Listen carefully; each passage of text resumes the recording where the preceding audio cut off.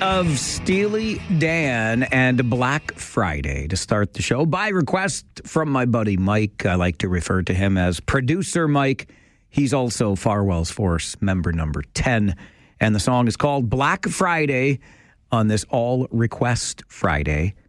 Songs with days of the week in the title. That is our theme because, you see, on this show, every Monday, we're joined by our good friend and musicologist Brian Allison for This Week in Music History. If you didn't know we did that, well, we do every Monday morning at 11. And Brian shared with us this week the Mamas and the Papas with Monday reached number one. And at the time was the first number one as a song with a name of a day of the week in its title. And I thought, what a great springboard. What a great idea to take into our all request theme. Let's get those songs with days of the week in the title. Can you think of one? I wonder if it comes up during the show today. All request Friday, all of our slots are filled, but we will play those songs through the show today. See how many you can think of off the top of your head. It is Friday, the 8th of May, a very good sunny Friday morning to you. It is game day, baby. It is OHL Finals game day. I love me some Fridays in this town. I have since I was a kid. And it's even more fun when it's May the ding-dang 8th and we've got a hockey day in Kitchener. Am I right or am I right? So I know there is lots to feel good about. And it's our Friday show. We try to keep it a little bit lighter. We'll have our not $1 million question, have some fun with that. Get started on that around 9:15 and other things during the show without hitting you too heavily. But I don't think that we can ignore the elephant in the room, and that elephant's name is Conestoga College. So I don't think I would be doing my job properly if I didn't weigh in on a little bit of that. And I'm sure you have heard the news by now that we have a provincially appointed supervisor coming in to take control of this institution in Kitchener. There's no denying the impact that the absolute flood of international students had on our community. And let's be clear about this.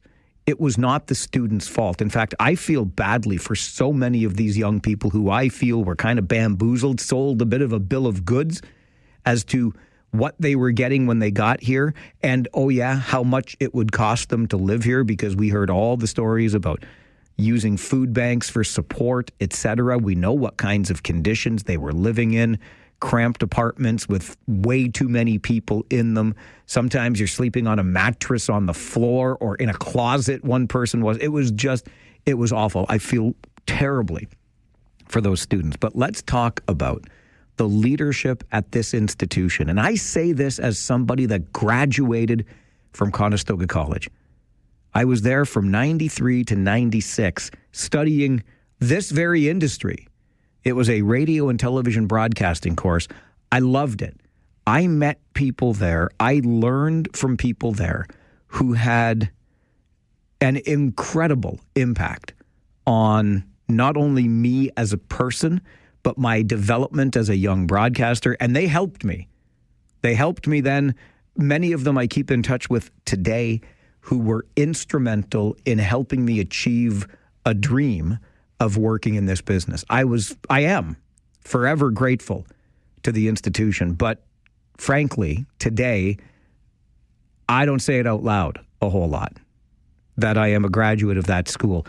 I remember when I got into this business and I covered stories about Conestoga College, and it seemed every year it would win the award as the top-ranked college in Ontario and this thing and the other thing. And then the growth period began, and I used to refer to Conestoga College as the little college that could, right? This college in Kitchener that was making an impression beyond our borders, certainly in the region, even probably beyond the province. And then somebody somewhere, and I don't know that this was isolated by any stretch, but somebody's somewhere at the top, I'm talking about the leadership of that institution, be it in the president's office and the recently resigned president, John Tibbetts, or the board, or an executive team, you take your pick. I don't know that these things happen in isolation, but there's no question that the leadership came to the collective conclusion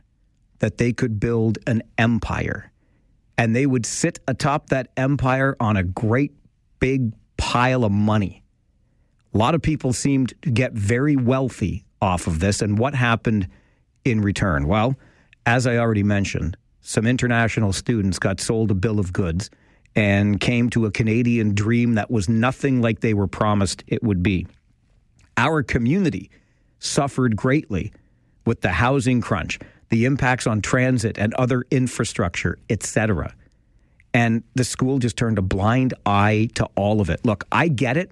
We can talk about underfunding in the post-secondary sector. Absolutely. We can talk about different things that forced colleges and universities to look for other ways to acquire funding, i.e. the higher tuition that you get from international students as opposed to domestic. But there was not a post-secondary institution anywhere in this country that, quite frankly, abused that international student tuition like Conestoga College did. No institution anywhere did what this school in Kitchener did.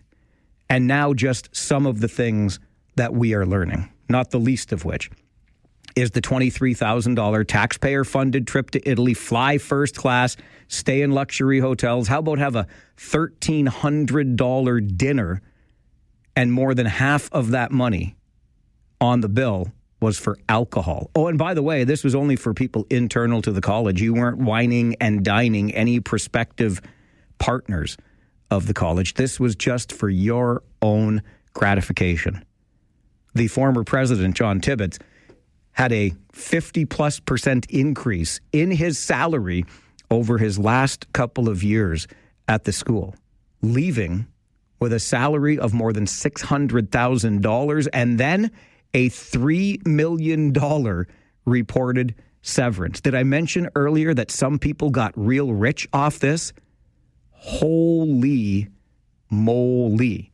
And again, you can make all the excuses you want about what post-secondary institutions were forced into doing for their own survival and or sustainability.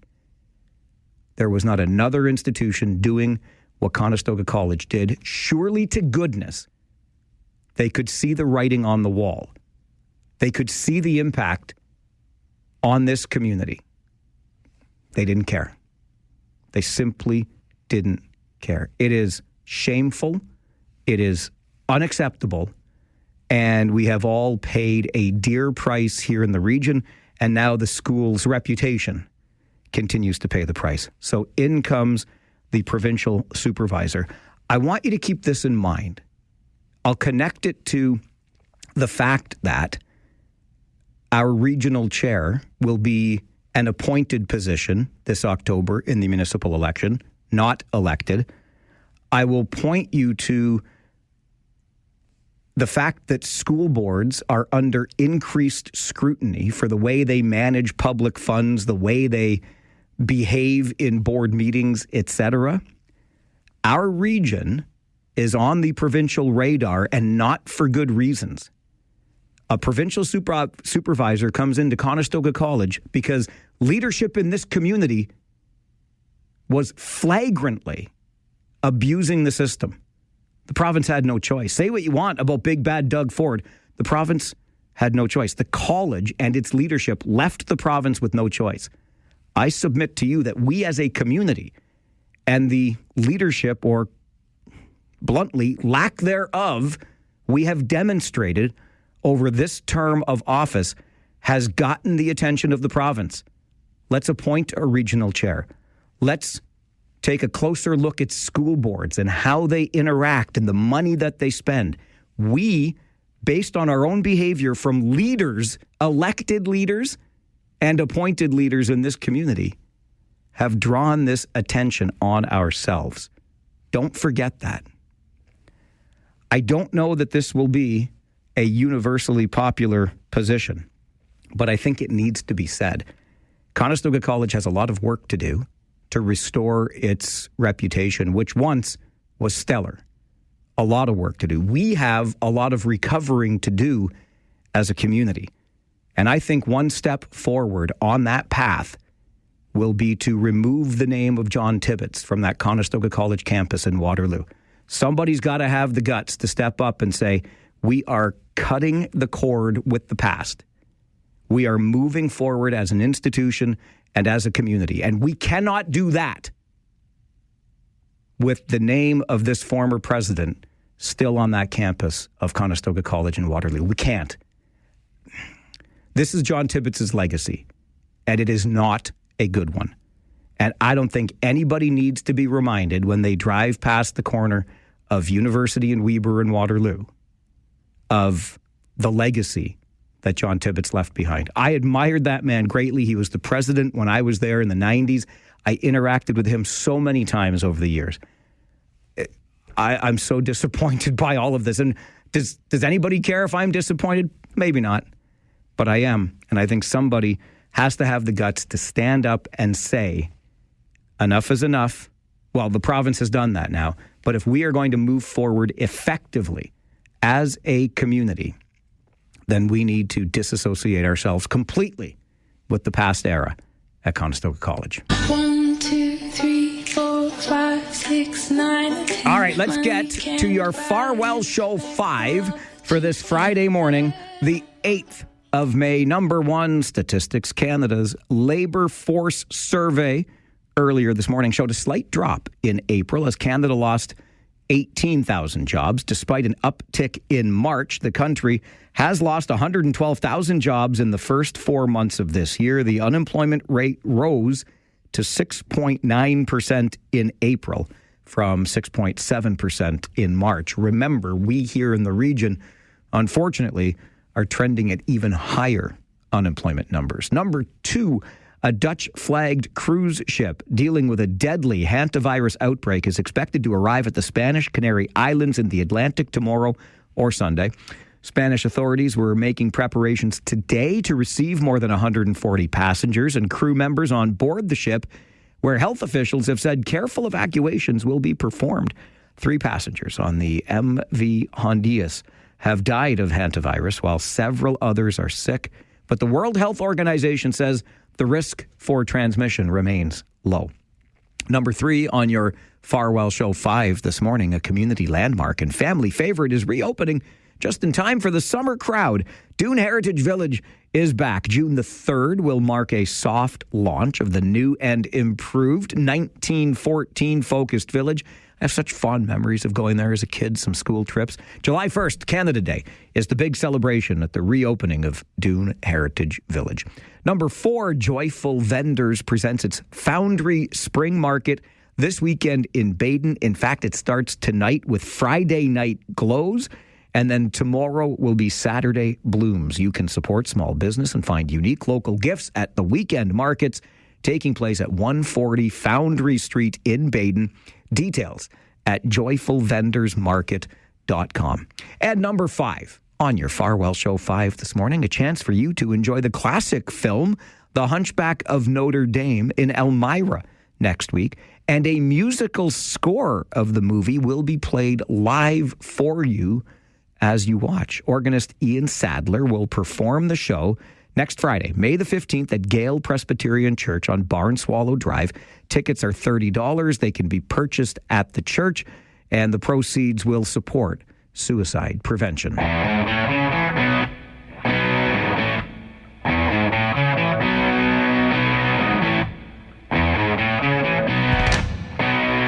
was wonderful. Bravo! I loved that. Oh, it was great. Well, it was pretty good. Well, it wasn't bad. Well, there were parts of it that weren't very good, though. It could have been a lot better. I didn't really like it. It was pretty terrible. It was bad. It was awful. It was terrible. Get him away! Hey, boo! Boo! All right, you critics. That's your Farwell Show 5 for this Friday morning. Almost time for your not $1 million question. Just a little fun question I ask. See if you can come up with the answer to it. Can't give you $1 million if you do come up with the answer, but gosh darn it, we will be impressed with you, won't we? And we'll talk about you for the rest of the day, maybe even the weekend. But before we get to the not $1 million question, a couple of the early birds waiting patiently on the phones. I love my 9 a.m.ers on this show. You know that. and Wendy is one of them. Good morning, Wendy. Good morning, Mike. Farwell Sports number 170. Welcome back. Tried to call you late yesterday afternoon, but you're such a popular guy, I couldn't get through many other times. I thought I'd call early. But regarding Kyle sitting in the penalty box. Oh, yes. We had a good discussion about that, didn't we? That was fun. Okay. And you wanted him there for 5 weeks. I thought 5 days. But I was thinking about this, and I thought, well, maybe to get him out the penalty box, he can agree to wear the Toronto Maple Leafs jersey for a while, come and sit in your studio one morning, just for a short while. I mean, that might be a suitable punishment, and then he can get out of the penalty box and join your show again. Think about that. All right, Wendy, I like the idea. I like Kyle too. I really do. And listen, I like the idea of him wearing a jersey of the Toronto Maple Leafs because he likes the team that shall not be named. Yes, but I know. But the part, Wendy, I'm having trouble with is you want me to have him in the studio now? Like, you want me to welcome him back with open arms? Well, for a short while. Not for the whole show, maybe about 10 minutes, the first part of the show. Maybe he probably works, probably can't spend the whole time, but just something fun, just for fun. Anyway, go Rangers. I love it, Wendy. Thank you. Thank you so much for the call. Kyle is one of our regulars. There was quite the response yesterday, quite the response. You love our regulars on this show. I love them too. I really do. Kyle broke the, frankly, only rule on this show, and that is he uttered the name of the team that shall not be named. He did it on purpose.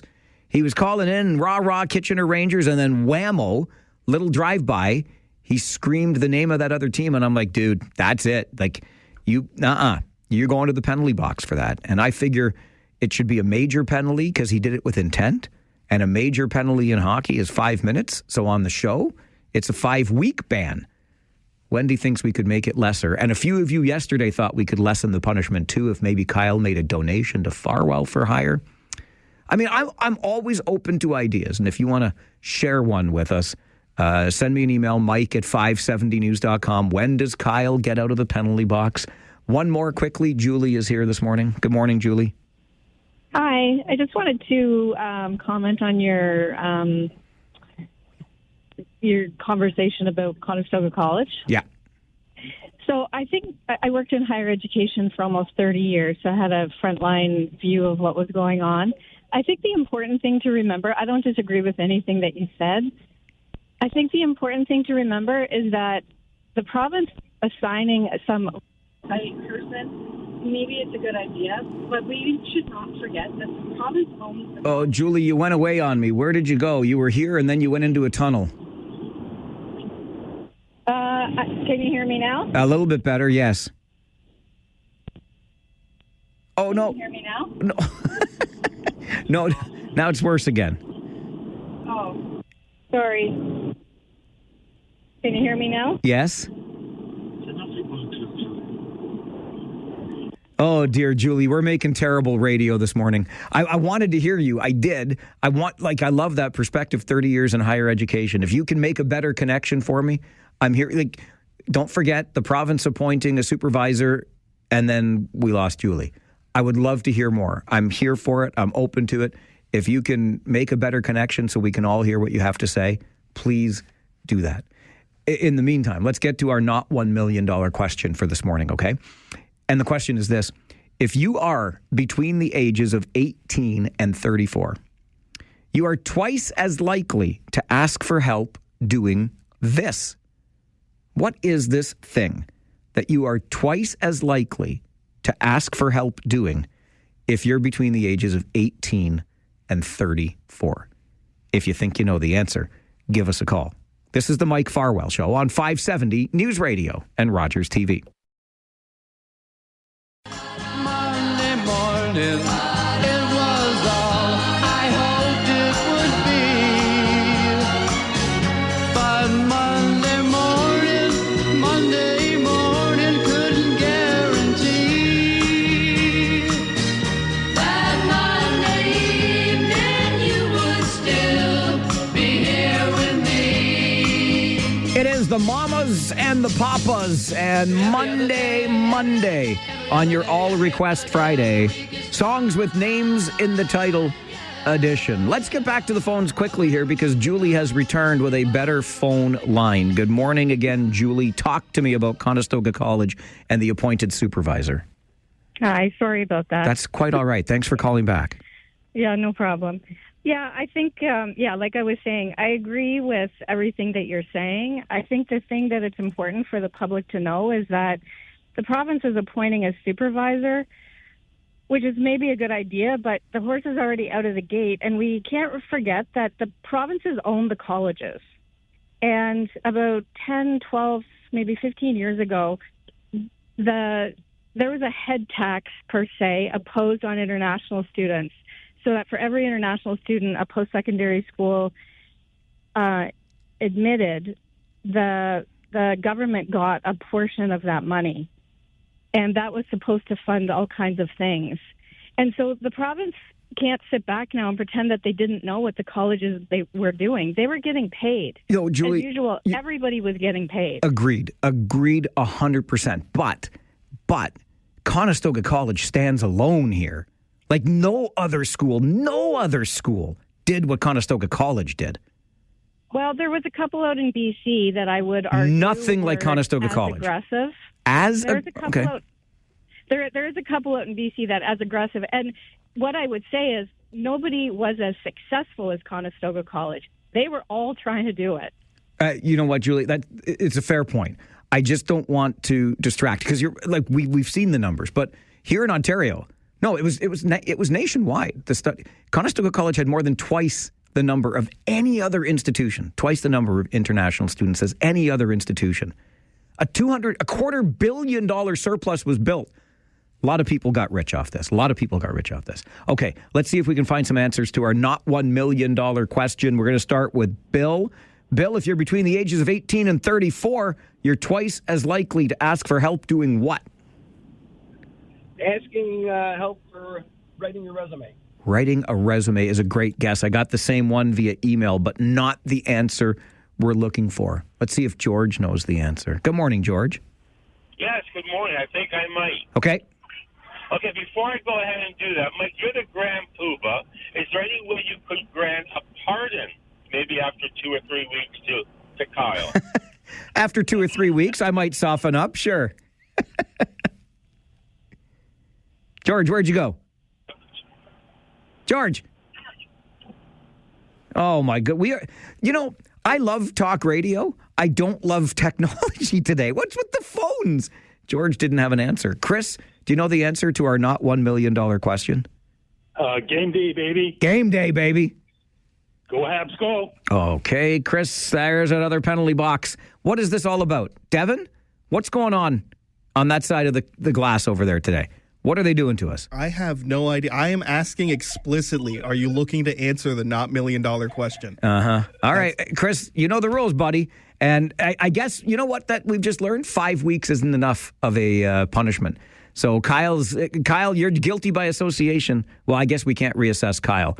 But Chris, you're getting 55 weeks in the penalty box. We'll get to more guesses on our not $1 million question, you scallywags, coming up after 9:45. This is the Mike Farwell Show on 570 News Radio and Rogers TV.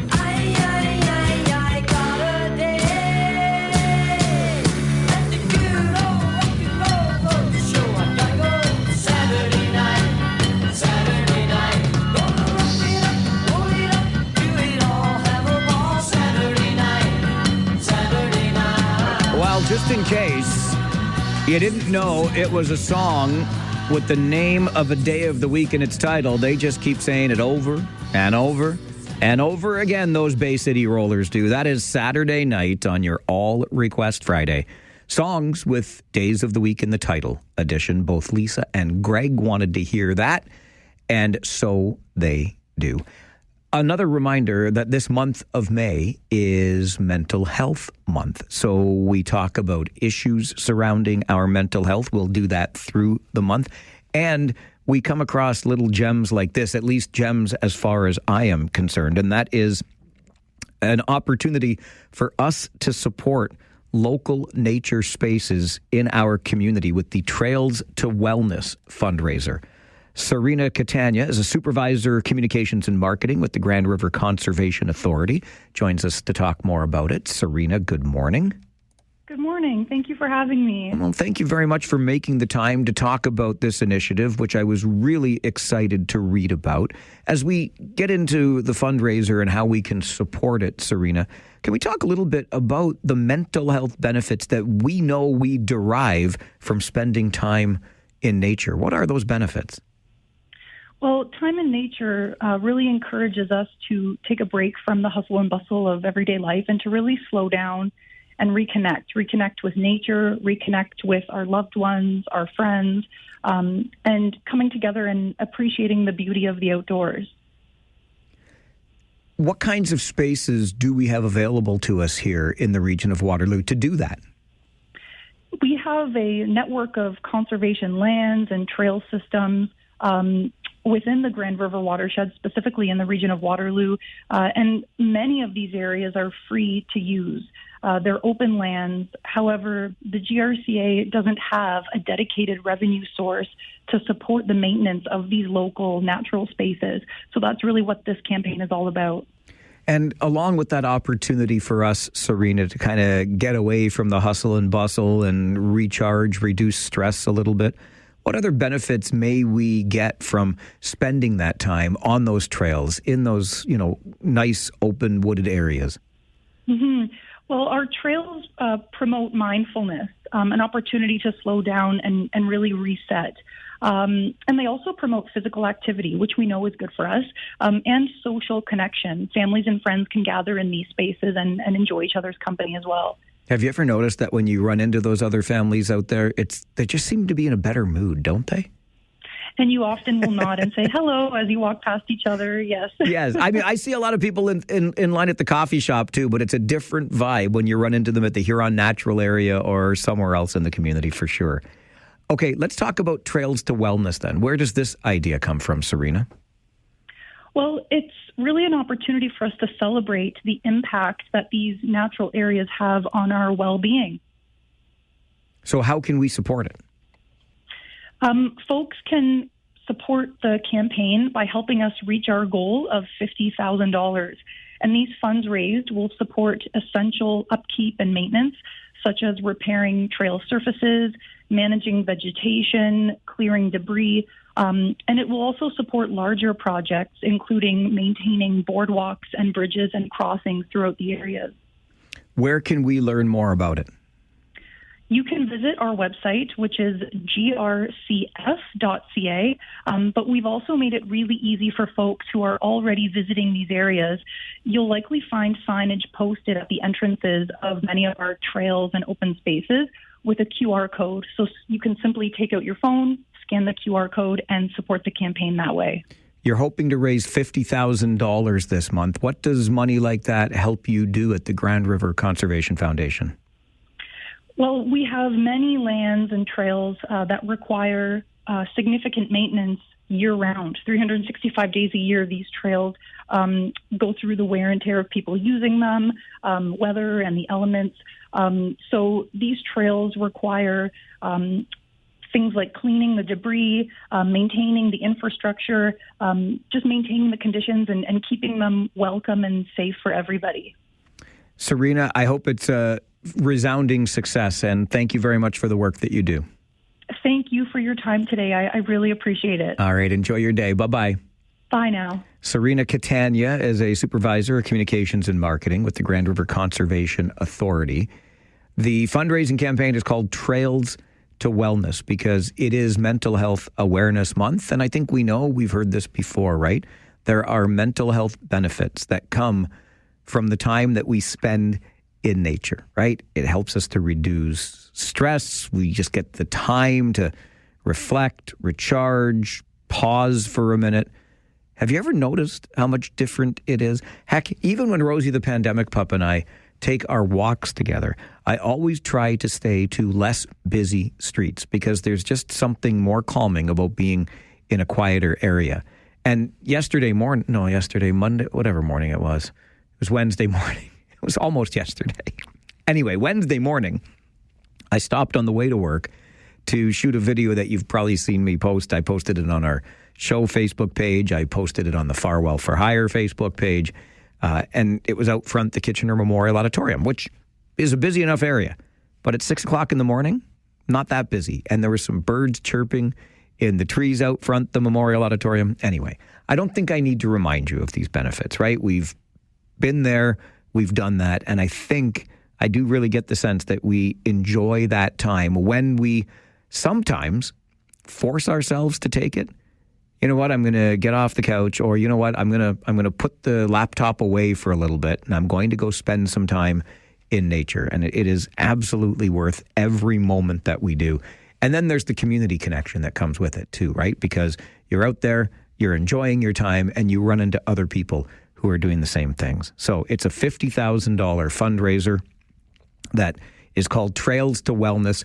It's through the Grand River Conservation Foundation, and we can help ensure that these trails stay maintained. Other elements of the trails and the connections are maintained and kept up, and these things just benefit all of us in the community and beyond. But we have such an abundance of these great places in our community. So you can visit grandriver.ca and learn more about this fundraiser, and I'm on the page right now. It is a registered charitable donation, so you will get your tax receipt, which is something I'm always looking for. I will not tell a lie. So I'll make mine, and you can certainly make your donation if you are so inclined. Trails to Wellness is what it's called, as we mark Mental Health Awareness Month, and we remember, and in this way can support the benefits of those trails, waterways, etc., that we have access to for free in this community. Okay. We're going to get back to our not $1 million question. I've said this so many times before. The show kind of takes on a life of its own. And I thought it was important that I start today with some commentary about Conestoga College and the mess that it's in of its own doing. And it got us a little late to our not $1 million question today. So we didn't get to take a lot of guesses earlier, which means it is yet to be answered. And by the way, I'm here for the show changing direction. I'm a planner. I'm a planner, so every day I come in with my plan, and then sometimes it changes, and that's okay because I want you to extract the value that you want from this show as well. So if other conversations inspire you and you want to kind of go back and forth on them a little bit, I'm here for it. And remember, I'm here for it noon to 1 today. Open phone lines, right, for Free Phones Friday, so that's coming up. We can talk more about when, if ever, Kyle gets out of the penalty box for saying bad words on the show, just like Chris did earlier. Like, what have I ever done to you? I ask one thing on this show. One thing. And this is how you treat me, eh? Bunch of muckety mucks around here. Okay, back to the not $1 million question. If you are between the ages of 18 and 34, you are twice as likely to ask for help doing this. Bill guessed writing a resume. That was incorrect. I also got an email guess of that same thing. It's not writing a resume. I tried getting another guess from Chris, and Chris then sideswiped me and got put in the penalty box for saying bad words. Don't say the name of the team that shall not be named. It's the only rule on this show. But if you are between the ages of 18 and 34, you're twice as likely to ask for help doing this. What is this thing? We'll take more guesses right after this. It's the not $1 million question because you don't get $1 million if you get the answer right, but we're going to be really impressed with you. It's the Mike Farwell Show on 570 News Radio and Rogers TV.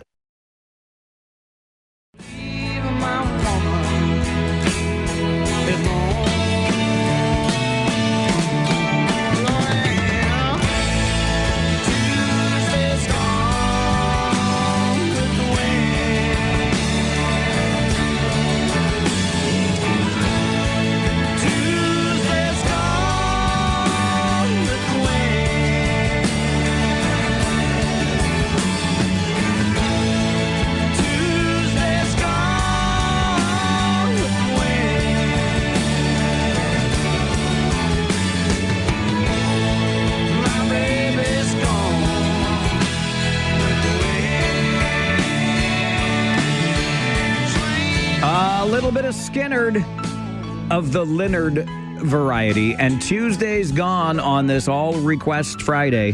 Songs with names in the title edition. That one by request from Mark on the show today. Got a call from Rick. Thanks to Devin for passing it along. Rick wants to make a donation to help get Kyle out of the penalty box sooner.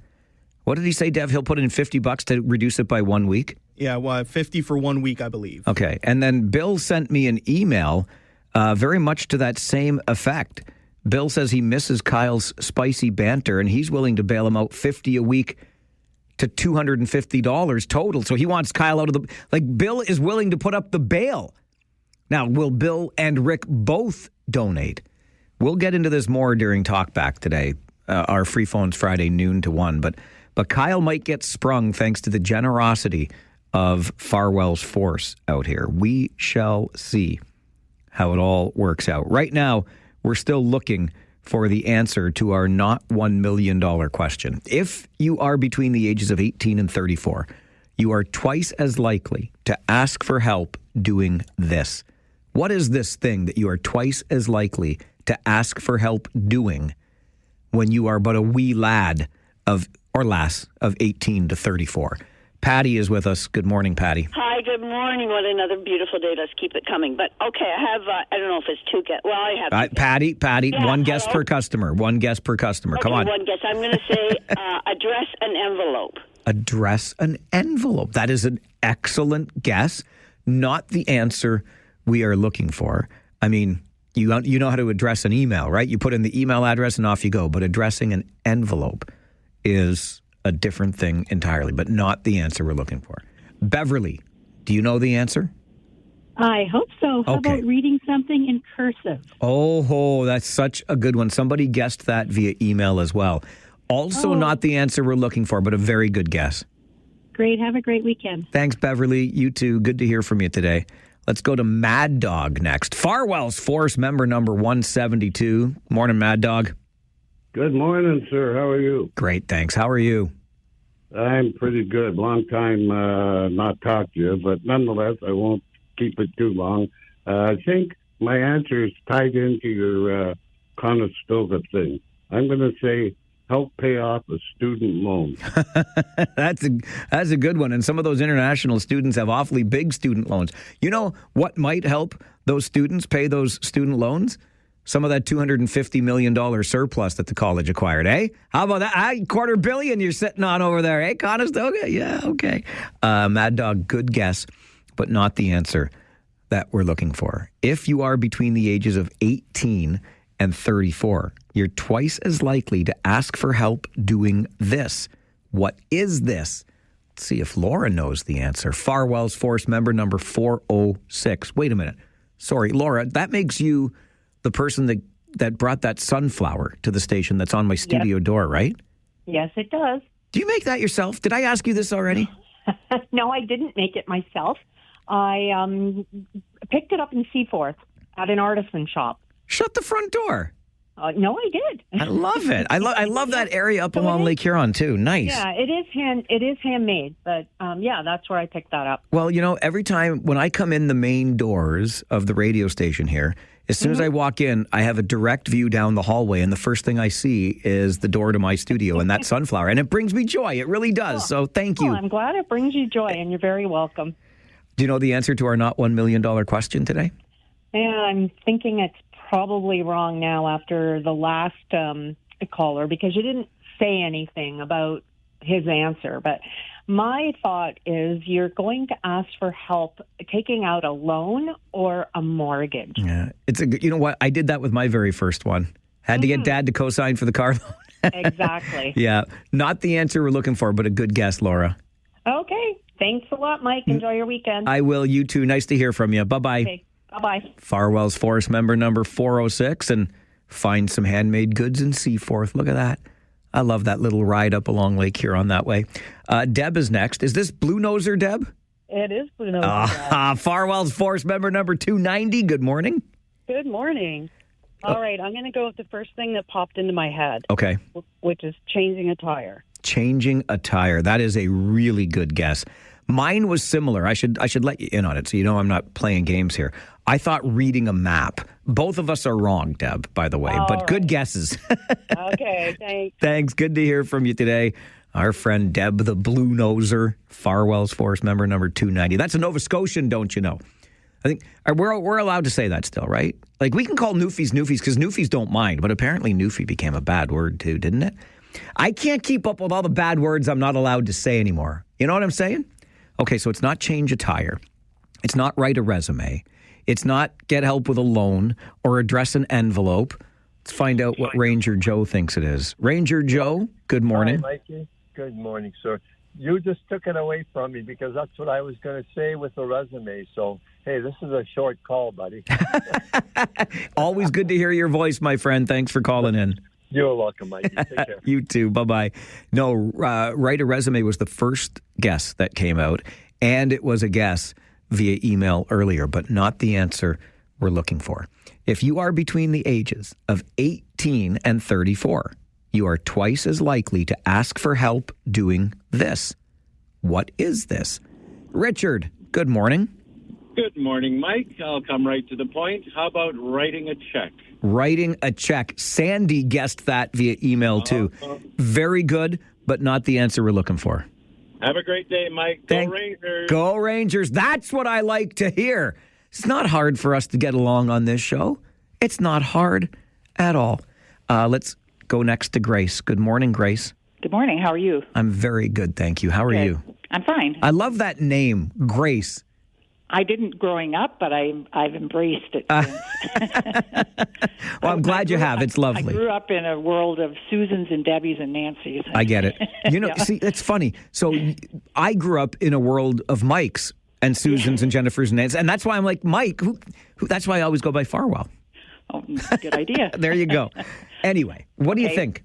I'm going to say, like, iron a shirt. Oh, that's another really good guess, Grace. I still don't iron shirts, let me tell you. But anyway, not the answer we're looking for. Okay, no. Thanks. Thank you. Lovely name. Keep it. Embrace it. Let's go next to Tom. Tom, good morning. Good morning. How you doing? I'm good, and you?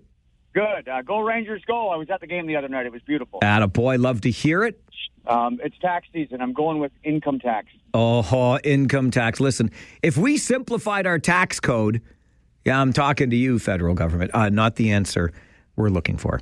If you are between the ages of 18 and 34, you are twice as likely to ask for help doing this.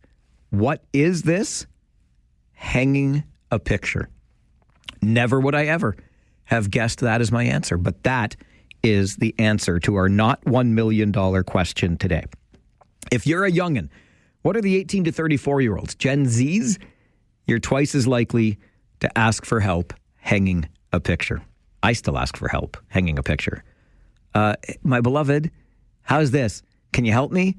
Is it straight? I don't know what I'm doing. I got none of those skills, none of them. That was the answer today to our not $1 million question. Thanks for playing along. We'll do it again next Friday. It's a tradition here on the show. But right now I have to get you to the 570 News Center for an update. Also a tradition on this show. Every day around 10:20, I share with you a story that'll warm your heart. And today it might warm it more than any other story. There's a picture on our Facebook page. So check it out, facebook.com/The Mike Farwell Show. And the picture of little Biff is the subject of our Not Everyone is a Jackwagon story coming up around 10:20. But after this update from the 570 News Center, let's celebrate sustainability together. This is The Mike Farwell Show on 570 News Radio and Rogers TV.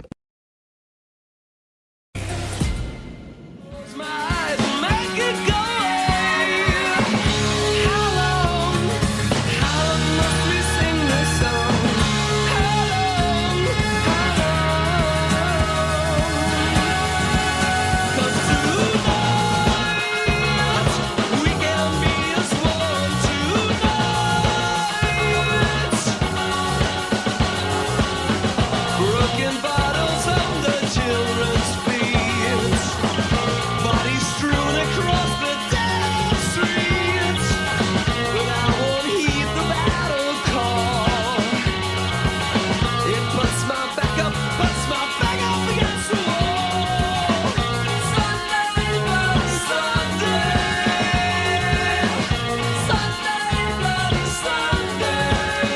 I don't think I need to tell you any more about that song, right? You know the title, you know the artist. It's an all request Friday. Songs with names in the names of days of the week in the title. See, so it's Sunday, Bloody Sunday by U2. I'll just close the loop anyway. Ron wanted to hear that on this all request Friday here on the show. This morning, this Friday on the show, we get the chance to celebrate sustainability in our community. And really, no organization does that better, celebrate sustainability, than Sustainable Waterloo Region. We're a little more than a week removed from Sustainable Waterloo Region's annual evening of recognition. And Tova Davidson, the executive director of Sustainable Waterloo Region, is here with us this morning to talk a little more about that. Tova, good morning. Good morning, Mike. And along with Tova, a couple of those organizations recognized. Mats Van Cleef is with us with the Waterloo Region Climate Collaborative. Mats, always good to see you. Good morning. Good to see you, Mike. Good morning. And Carrie Fisher joins us as well. Carrie is the Director of Strategy and Engagement with CSAE. Carrie, good morning to you. Good morning, Mike. Thanks for having me. An absolute pleasure. Tova, if we could start with you, please, and the evening of recognition itself. Why is it important that on an annual basis, Sustainable Waterloo Region do this? Oh, great question, Mike. You know, it was our 16th annual Evening of Recognition. Wild, right? My 12th and our 16th this past Wednesday, a week ago Wednesday. And, you know, it's an important thing to do not only to mark the progress we've made as a community each year, but also to bring together all the people that care about this and let them see how important it is to so many of us across this region. And the Evening of Recognition isn't just the sort of green, sustainable people. We've got business leaders, lots of elected officials, of course, but those who are sort of the key leadership in this community, because they see that this is a central part of how do we create a better future. And so it is cup filling, to use something that I used to talk to my kids about all the time. A lot of people leave the event feeling energized, feeling connected, feeling hopeful. And I think, you know, the way you describe that too, it's not just these organizations that have a vested interest in the green side of things, if you will, but others that might be inspired from it. So we all leave thinking a little more of what's possible, right? 100%. And, you know, it's not just what's possible in terms of like, how do we protect the trees? How do we make sure the earth is safe? It's actually, how do we do business better? How do we become actually a more resilient community, a more prosperous community? How do we create a good, just transition to great employment and every job being a job that is aligned with what the earth needs and therefore what humanity needs? Because that's really the work of environmental change, is to be able to provide a good, healthy future now, like in the near future, but also in the very long-term future. That's really what we're working for. So on April the 29th, at that 16th annual Evening of Recognition, the Sustainability Breakthrough of the Year Award. No big deal, Carrie Fisher. That went to CSAE, which hosted its first Net Zero Summer Summit. What was that all about, Carrie? Yeah, so we are at CSE, we're the Association for Associations. So we had brought together association leaders from across Ontario and turned ourselves into the case study. So as a Center of Excellence for Associations, we really wanted to create an opportunity to learn through doing. So we set out on an ambitious path to see what this would look like. There was some real vulnerability in admitting that we didn't know what we didn't know. And so putting it into practice and then turning into a case study as well, sharing our learnings with our community of how we achieved net zero and carbon neutrality and the pieces that got there, the learns along the way, and the partners that helped us make it happen. So it was a really fruitful experience for us to learn ourselves as planners and then share with our community as well. As that association for associations, how did you bring those other partners along with you in this effort? Yeah, we actually closed the Summer Summit with a panel discussion with our partners who had helped make it happen. Tova, our partners at Explore Waterloo Region, the Doubletree, the museum. It actually really does take a village, and it takes a lot of really intentional choices. And we really leaned in on folks who knew and were experts in this space to teach us what we didn't know yet. And then we were on stage and told our audience this is what we had to do differently. It was different choices pieces of venue selection and menu choices, data collection, all of those pieces that as event planners we get into, you check your boxes of your checklist and you do and rinse and repeat. We had to bake the intentionality into every single decision that we made. So we were able to share that broadly with the audience so that they could know better and do better. Matt's with the Waterloo Region Climate Collaborative Local Climate Action Award, recognizing community-based greenhouse gas reduction and social transformation efforts. What did the Climate Collaborative do to pick up this recognition? Thanks, Mike, and thanks to TOVA and Sustainable Waterloo Region for the recognition. The collaborative brings together diverse environmental groups, and there are surprisingly many in the region, and they're all kind of small, fragmented in their own silos, advocating for a small part of environmental issues. And the collaborative bring those voices together so that we can amplify those voices, have a shared voice at council meetings when some of our members delegate, share resources like volunteers instead of everyone trying to replicate in their own small silos. If we have a larger pool of volunteers, they can work together and achieve some of these things, not duplicate events.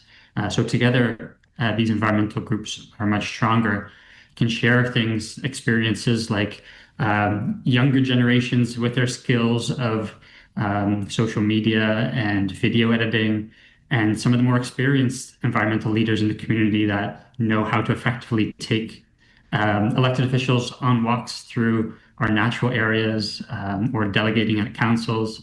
That kind of cross-pollination of experience is super valuable.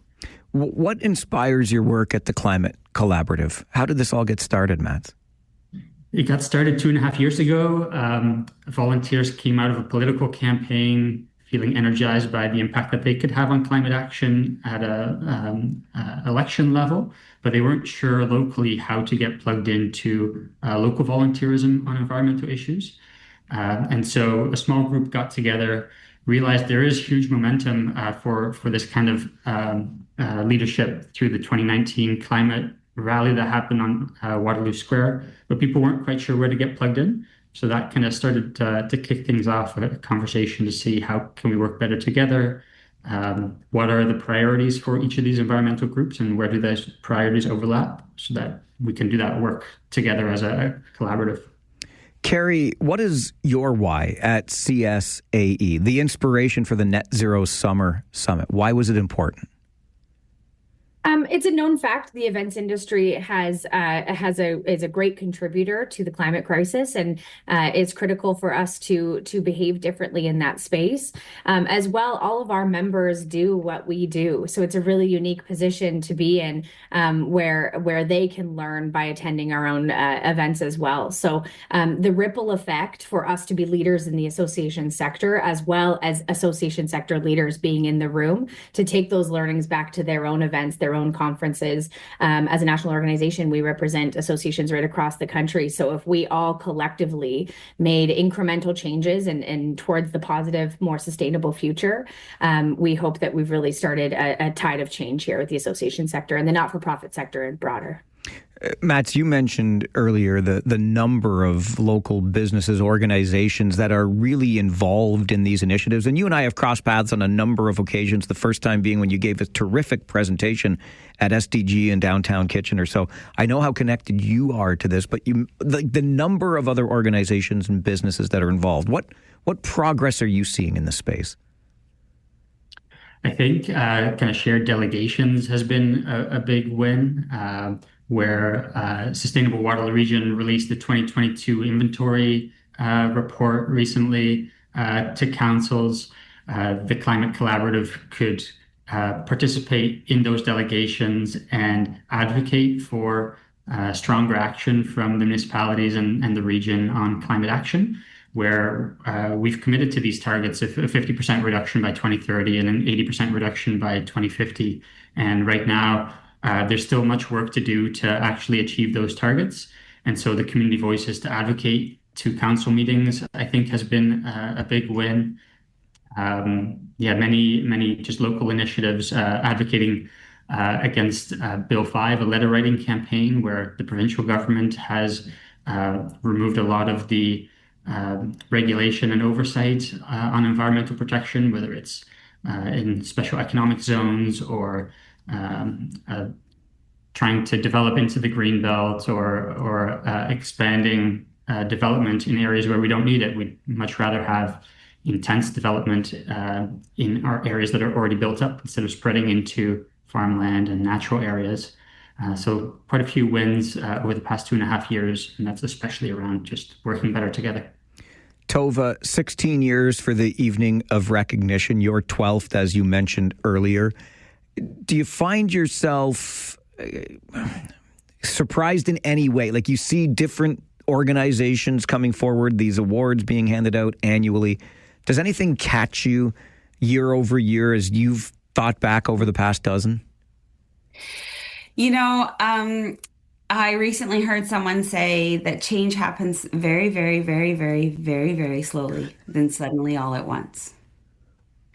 And I think that's a really important thing to remember. And I think the two examples that we have here today, both with the Climate Collaborative and with CSAE, are examples of one organization impacting and scaling, in some cases, to hundreds of other organizations. And that's how that, and then suddenly all at once, starts to happen. So the work that we're seeing actually is, it's strange that people are going away from like, oh, we're going to do these crazy net zero things, but it's becoming deeply entrenched in those deeper understandings of how do we actually make change? How do we actually work together? How do we actually do this? And how do we bring everybody along, which is what these two examples of award winners do, is how that transformation happens. And that's, I think, the big change that we're seeing. So SWR's work originally was just with individual businesses. And then we went to the climate action stuff, and that's whole communities. And now there's another layer. There's like, how do we change sectors? And that is a lot of the shift that we're starting to see. And while it's not an easy time to work in environment, it's not an easy time to work in any civil society right now. It is actually an incredibly hopeful time because we are seeing people see the bigger picture and start to integrate. So it's pretty amazing. You said something there. You read my mind, Tova. Not an easy time because, let's be honest, politically in North America right now, it's less easy than it was several years ago. And you used the term cup filling before. So despite these challenging times, what continues to fill your cup as the executive director at Sustainable Waterloo Region? Oh, Mike, you're getting in deep. I think what is filling my cup is the fact that there is such incredible progress and such incredible innovation happening. The partnership with Explore Waterloo Region, for example, means that we are trying to change an entire sector. We're doing the same things with the Frameworks program and how do we support the building and development industry moving as a sector moving forward in partnership with Grand Valley Construction and a bunch of other organizations. Even as we've seen the Climate Collaborative start up, it's not a bunch, as Matt said, there's so many grassroots groups, like there's so many, people would be surprised. But that it's not just, you know, this person over here is going to plant some trees and this person over here is going to talk about using your bike. They're actually coming together and moving that forward. And SWR is happy to have some people that go to those meetings to actually bring what we're doing as well into the conversation as sort of a more established nonprofit.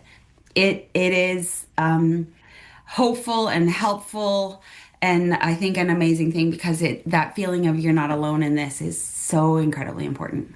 I love the opportunity to share these stories on the show. So our appreciation, Tova, to you and the team at Sustainable Waterloo Region. And Carrie and Matt, thanks for inspiring others with your stories this morning. Appreciate you being here. Thanks, Mike. Thanks, Tova. Have a beautiful day, Mike. You too. Bye-bye. Tova Davidson with Sustainable Waterloo Region. She is the executive director there. Mats Van Cleef with the Waterloo Region Climate Collaborative, which this year won the Local Climate Action Award. And Carrie Fisher, Director of Strategy and Engagement with CSAE, the winner of the Sustainability Breakthrough of the Year Award at the annual Evening of Recognition with Sustainable Waterloo Region held just over a week ago. Okay, we have reached that time of the show. We're going to take a quick break. When we come back, I want you to meet Biff because it is that time of the show where we tell you a little story that'll warm your heart a little bit. I think in today's case, it'll be a lot.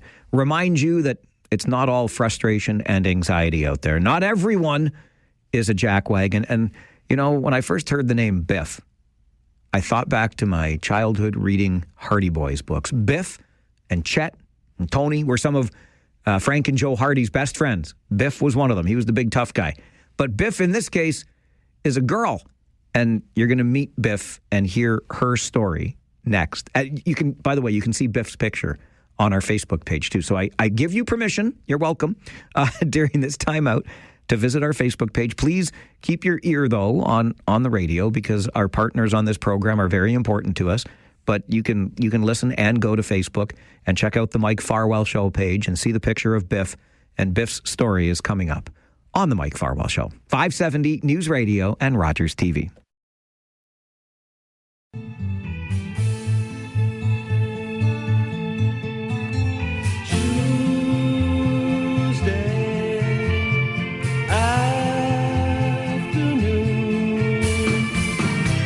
I'm just beginning to see. Now I'm on my way. It doesn't matter to me, chasing the clouds away.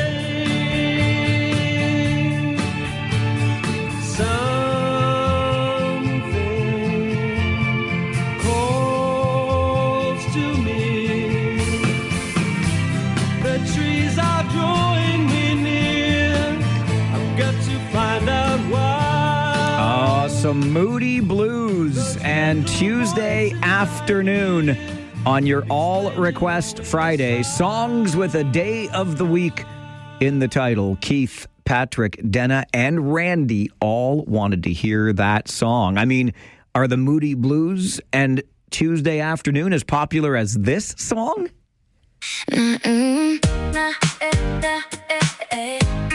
Not everyone's a jackwagon. Not every heart is cold. Not every promise made to you is gonna turn to gold and fold. Some people mean it when they say they care. Some folks will show up, actually be there. So don't close the door on every soul you meet. Not everyone's a jackwagon on this street. Who says the internet, and in particular social media, is just for fighting? Susie Fukumoto put a simple post on Facebook last week. Is there anywhere within 4 to 6 hours of Toronto that I can still experience some snow? My senior girl is terminally ill, and snow is one of her favorite things. I'd like to take her to experience it one more time. Susie's senior girl is Biff, named after singer Biff Naked, by the way. A 14-year-old lab mix with cancer. The problem is, it's kind of hard to find snow in early May, isn't it? Well, enter Mark Rutherford, general manager of Brimacombe, which is a ski resort in Orono, about 45 minutes east of Toronto. The Facebook post was shared with him. He added a comment to it. I DM'd you from Brimacombe, just east of Oshawa, north of Newcastle. Brimacombe doesn't always accommodate such requests, but Rutherford said as the owner of a dog who also loves the snow, he couldn't pass up on giving Biff this fun experience. The connection was made, and Susie posted pictures of Biff this past Monday, one of those pictures on our Facebook page, rolling in the snow at Brimacombe. Her Facebook post read, "We found snow. Thank you to the amazing community who reached out and helped Biff enjoy one more romp in the snow. Special shout out to Brimacombe for making this happen." And for Mark Rutherford, who helped to make it happen, he told the Toronto Star, and I quote, "I thought it was such a sweet request to give this dog one last day and one last experience of snow. It was just one thing I could do to give back to this precious little soul that brought somebody so much light into their life." You tell me that everyone is a jackwagon after you hear a story like that. An update from the 570 News Center, and then I got my Kitchener Rangers sweater on again today. Why? Because it's game day, baby. The head coach joins us next on the Mike Farwell Show. 570 News Radio and Rogers TV.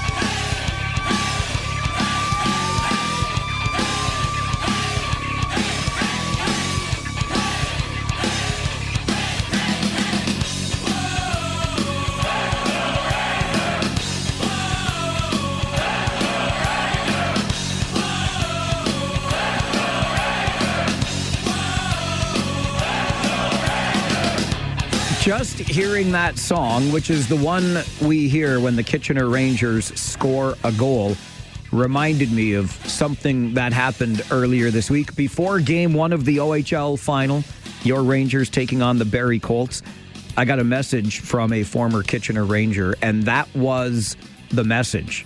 Kind of in typed text form, that song, whoa, whoa, whoa, let's go Rangers, 4 times over and over again. That former Ranger remembers being a part of this team, remembers being in the playoffs. And by the way, the Rangers have done a great job bringing back alumni. The list of alumni that will be at the game tonight is so long I couldn't even list them all off. But that's for tonight. Friday mornings at this time during the hockey season. And yes, my friend, the hockey season continues until May the 8th. We are joined by Kitchener Rangers head coach UC Ahokas for the Coaches Show. Good morning, UC. Oh, morning. I wanted to start with Andrew McNeil because this guy had 2 career goals coming into the OHL final, and he scored 2 more goals in game number 1. As his coach, how happy does that make you for this young man? Oh, really happy, and what adversity he's gone through. Like during the season, injured, he had a knee injury there, and he got back, and now he's all good. And he was sick, and there was so many things. So he's really battled hard. So couldn't be more happier for him. Your penalty killers on Wednesday night in game number 1 kind of picked up right where they left off in the Windsor series. They were 19 for 20 in the Windsor series, 3 for 3 in game 1 of this series so far. What are you seeing from the penalty killers that are making them so successful? Well, they stick to our structure. They commit. Of course, Kersey played well, made big saves. That's always the goalie's your best penalty killer. But guys commit to it, and they've worked hard on it. And, it's really important that special teams are going. You weren't able to work on the power play, though, on Wednesday night. You had 0 power play opportunities. Anything behind that? No, I hope today we'll get a few. I hope, and that's always just, it's on the reps, and I guess they didn't see that there weren't any penalties for Barrie that game, but yeah, we'll see. Hopefully our power play gets some ice time today.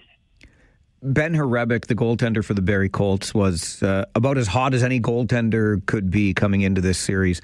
How were you able to get 5 pucks past him on Wednesday night? No, actually only 4. Well, that's right, empty netter. Yeah. But no, he's a good goalie, and like for any goalie, you need to be able to build traffic in front of him, and you have to be sharp in your rebounds. And for any good goalie, those things work. We've talked all through the season and really all the time that you've been here, UC, the importance of home ice advantage. You wanted it in the playoffs for as long as you could get it. You've got home ice advantage here in the OHL final against Barrie. And your team hasn't, I feel like I have to knock on wood. You haven't lost yet, though, on home ice. What is it about Kitchener that makes this home ice advantage extra for you, if you will? Well, our crowd's so unreal. It's like the sixth player on the ice. They support you. And then all in all, we want to be a good home team. That's been one of our goals the whole 3 years. And at home, you have to be ready. And let's hope we can continue playing well at home again tonight. Every game is the next biggest game, and that is tonight again on home ice. What do you need to see from your guys to be successful? I think we need a little bit better breakouts, a little bit better puck management. And so we have to be going and winning the net front, like getting there, getting to hard areas, and that's I think that's the key issue today. Luke Ellen is now back for 2 games after a lengthy absence. How do you feel about what he's been able to bring to the lineup? Well, he's been good. The first game, the adrenaline is he played unreal. Second game, of course, that's normal. He didn't play his best, and I think he'll jump back again. But he goes to hard areas. He works hard, creates a forecheck, makes great plays. So I think, he great that he's back for us. UC, always looking forward to a Friday night at the Odd. Thank you for this, and we'll see you tonight. All right, see you then. Okay, thank you. Bye-bye.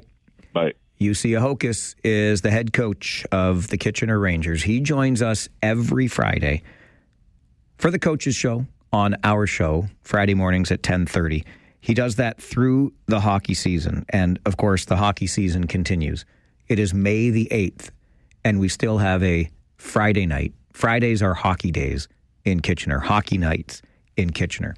And this May the 8th, those hockey nights continue in Kitchener. Let me share a little something with you in behind the scenes. UC and I have this kind of long-standing joke.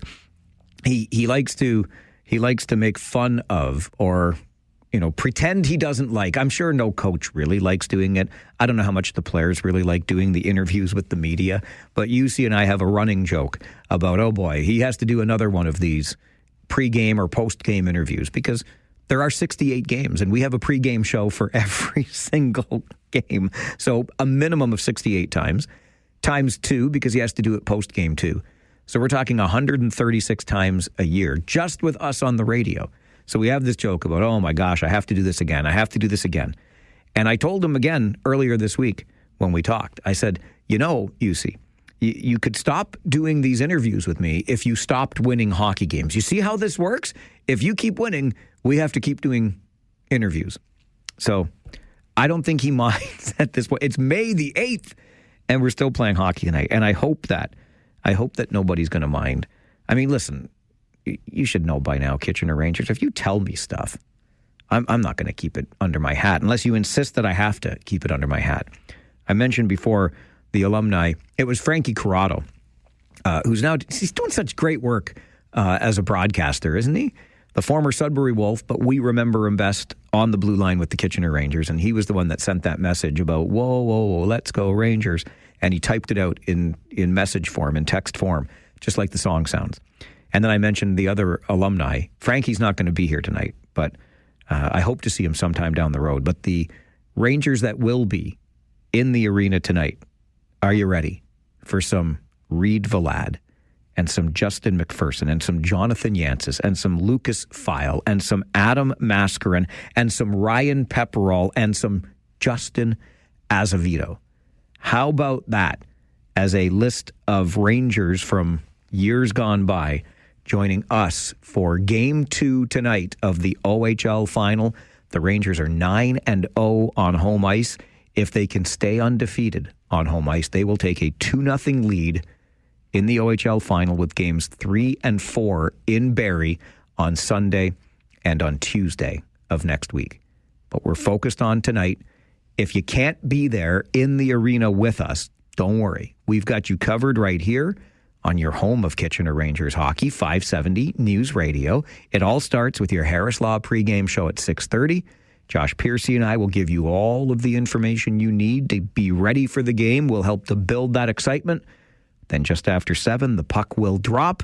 We'll bring you all of the action. And it's a home game. That means we stay late and take your calls on Rangers Talk. A full night of Kitchener Rangers coverage right here on 570 News Radio starting at 6:30. Here's the other thing about playing at this time of year. There is no out-of-town scoreboard. I can't update you on other playoff series because this is the only one. It's Kitchener, it's Barrie. The winner wins the J. Ross Robertson Cup and the OHL Championship. But what I can share with you and what we can talk about is the Sutherland Cup, the GOHL Championship. And our Cambridge RedHawks got it done. They won that Sutherland Cup trophy last weekend. And there are some big plans to celebrate this RedHawks team coming up in the city of Cambridge. We'll talk about that next on the Mike Farwell Show, 570 News Radio and Rogers TV.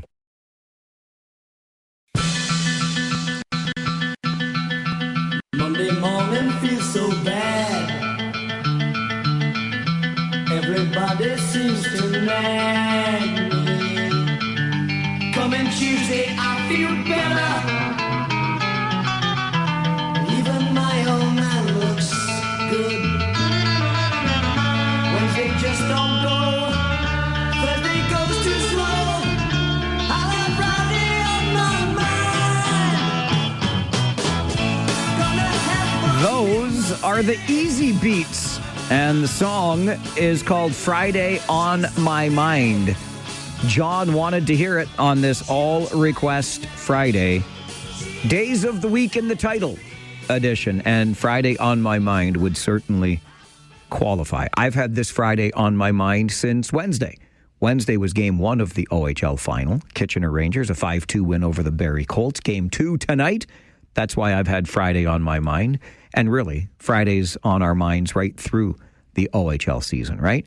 But let me tell you about this GOHL season and the Cambridge RedHawks, who won 45 out of their 50 regular season games, and then went through the playoffs and lost just once. 16-1 through the playoffs as the Cambridge RedHawks won the GOHL championship trophy, the Sutherland Cup. If I have done my math correctly, that gives the Cambridge RedHawks on the season a record of 61-6. Let that sink in as we are joined by the director and VP of Hockey Operations with the Cambridge RedHawks, Eric Boissonneau. Eric, good morning. Good morning, Mike, and that is quite a record. Very proud of that. Has it sunk in, though? Like 61-6, 16-1 in the playoffs. Like, this team was virtually untouchable. Yeah, you know what? That part's never going to sink in. Like, how do you go through a season like that? Everybody bought in right from day one to go 23-0 to start the season, and towards the end to go 24-0. Like, we finished the regular season 10-0, and then another 12, and then another 2, and you just, like, it was unreal. How does it feel having brought that trophy back to the city of Cambridge? Pride, like ultimate pride, to hold it. First off, like, I mean, you grab it at the end and you feel what's in that trophy. The history behind it is unreal. And then to do it in front of 1,800 plus fans and all cheering, and they all stuck it out. Like, as our players skated around the ice and held it up, all the fans stuck around, and some of them in standing room only. So it's not like you could see up close, but our players skated that with pride, and they cheered for every player. It was unreal. I'm glad you mentioned that massive crowd for the deciding Game 5 last Saturday. I couldn't be there, but I was following online as best I could. I saw all kinds of pictures, people talking about the atmosphere in that beautiful Galt Arena Gardens. And Eric, you and I have talked throughout this RedHawks season about kind of bringing that passion back to Cambridge and RedHawks hockey. How does it feel to have had that kind of response? I mean, is the job done? Have we really restored the passion in Cambridge? Well, for now, I can tell you that I couldn't even walk from the penalty box in the standing room only to my table without people shaking my hand and saying, I haven't been here in 3 years and you guys are doing amazing. And to have the exposure we put into Cambridge this year, the response from the community, you and I have talked. I mean, I wear my RedHawks attire, jackets, sweaters, all that, and I walk down the street and people are stopping me. Hey, good season, well done. And these are people who don't even follow hockey. They just know of the RedHawks now. So I think we're almost there. I think maybe we give them one more season like this, Mike. Okay. Listen, I think any hockey fan can get behind another season like this. And, why don't I start here then? Because this season, I think in no small part was thanks to the staff that you had behind the bench led by former NHLer Todd Bertuzzi, right? And look, we know, Eric, in this league, it's a development league as much for players as it is for coaches. Are you going to be able to hang on to a stud coach like that and his staff? Well, a little secret for you, Mike. Todd's already signed to come back at least one more season. He claims those 6 losses give him unfinished business. So he's committed to his players, the returning players. He's committed to the rest of his staff to come back and do this one more time, minimum, with us. And he's going to try to outdo those 6 losses. I love it. So we'll just run the table. That's fine. And I'm sure you guys all noticed the attention, like the national attention you got on Hockey Night in Canada. Well, of course, yeah. in no small part thanks to connections that we've had through hockey. But to be noticed twice this year on Hockey Night in Canada is unreal. To when we were at, I want to say 17-0, we were mentioned on there, and now with Kyler Morgan scoring the overtime, Don was nice enough to bring it up in the clips and to talk about it. So national attention. We've had interviews from radio stations in Vancouver, and Unmuzzled, the podcast has been there, and I forget the name of the other ones, but very high rankings. So it's been great for the league. It's been great for our team, and it's been great for the sport. National attention, and of course that local attention. You talk about walking around town in your RedHawks gear. People will stop, they'll talk, and the city has absolutely been behind you, and I think we'll understand that fully 1 week from tomorrow, Saturday, May the 16th, something pretty special. I've always wanted to be a part of one of these things, Eric. What's happening next Saturday? Well, in no small part thanks to Mayor Jan Liggett, the city has decided to throw us a parade. So I love it. May 16th at 3 p.m., we're going to walk with floats and marching bands, and I don't know what the city has in store for it, but we're going to walk from Galt Arena all the way down to City Hall, City Square, where there'll be a giant presentation and food trucks and music and just a good old time from 3 to 6. We want the city out. We want the entire community, the region out. We want the province out. Come and see your RedHawks. The trophies will be there. The players will all be there. Of course, the city officials that are helping us with this, that are putting this on for us, not helping us. I barely have to do anything. So it's going to be an absolute blast if people show up. Next Saturday, 3 until 6, the Sutherland Cup Championship Parade. You got to love it. And your boys, they're not done there. They've been involved in the community throughout the year, and that's going to continue into this summer. Off-season be darned. Yeah. Again, you and I have talked about culture, and that's all part of it. We can't just expect the community to support us when we just play hockey. So our players, our team, our staff, we get involved just as much as everybody else. We try to promote all kinds of events. We've got the Art Festival coming up May 19th, 20th, and we'll be out there celebrating the arts. The trophies will be there as well. We're probably going to be at RibFest again for our third season.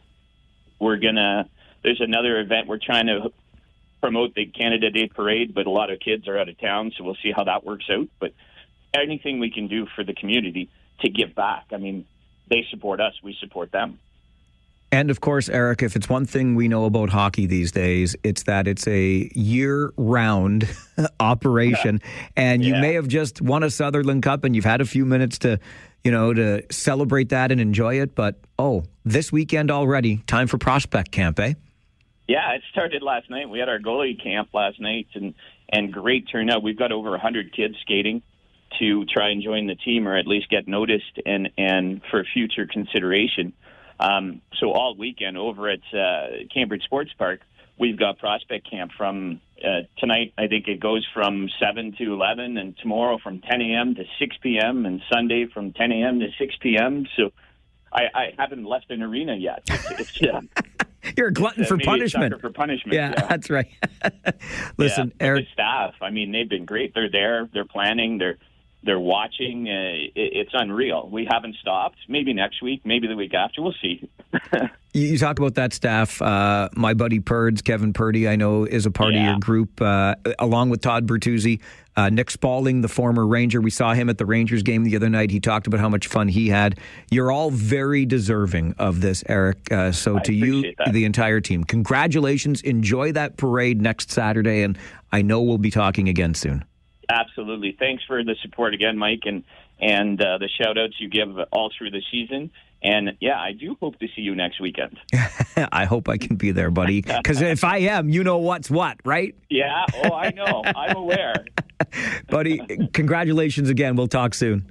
All right. Thanks, Mike. Be good. You too. Eric Boissonneau, VP and Director of Hockey Operations with the Sutherland Cup champion, Cambridge RedHawks. You got to love hockey in this town these days, don't you?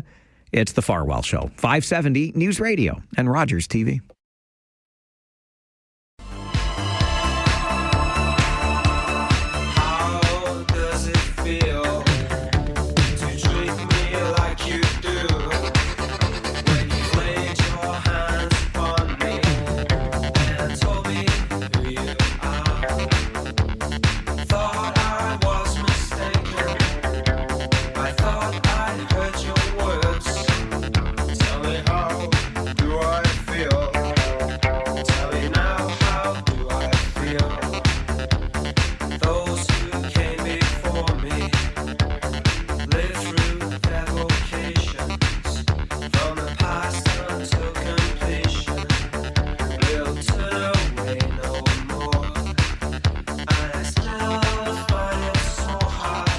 Okay, work with me here because I know that it is Friday.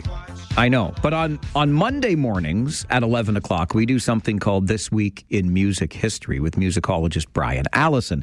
And Brian wanted to hear on All Request Friday. You see how that works? This is Friday, 11 a.m. I know. Mondays at 11, Brian Allison. And on our Friday All Request show, he wanted to hear Blue Monday by New Order, which Brian reminds us is the biggest selling 12-inch single of all time, because that's what musicologists do. Your All Request Friday theme this week, songs with days of the week in the title.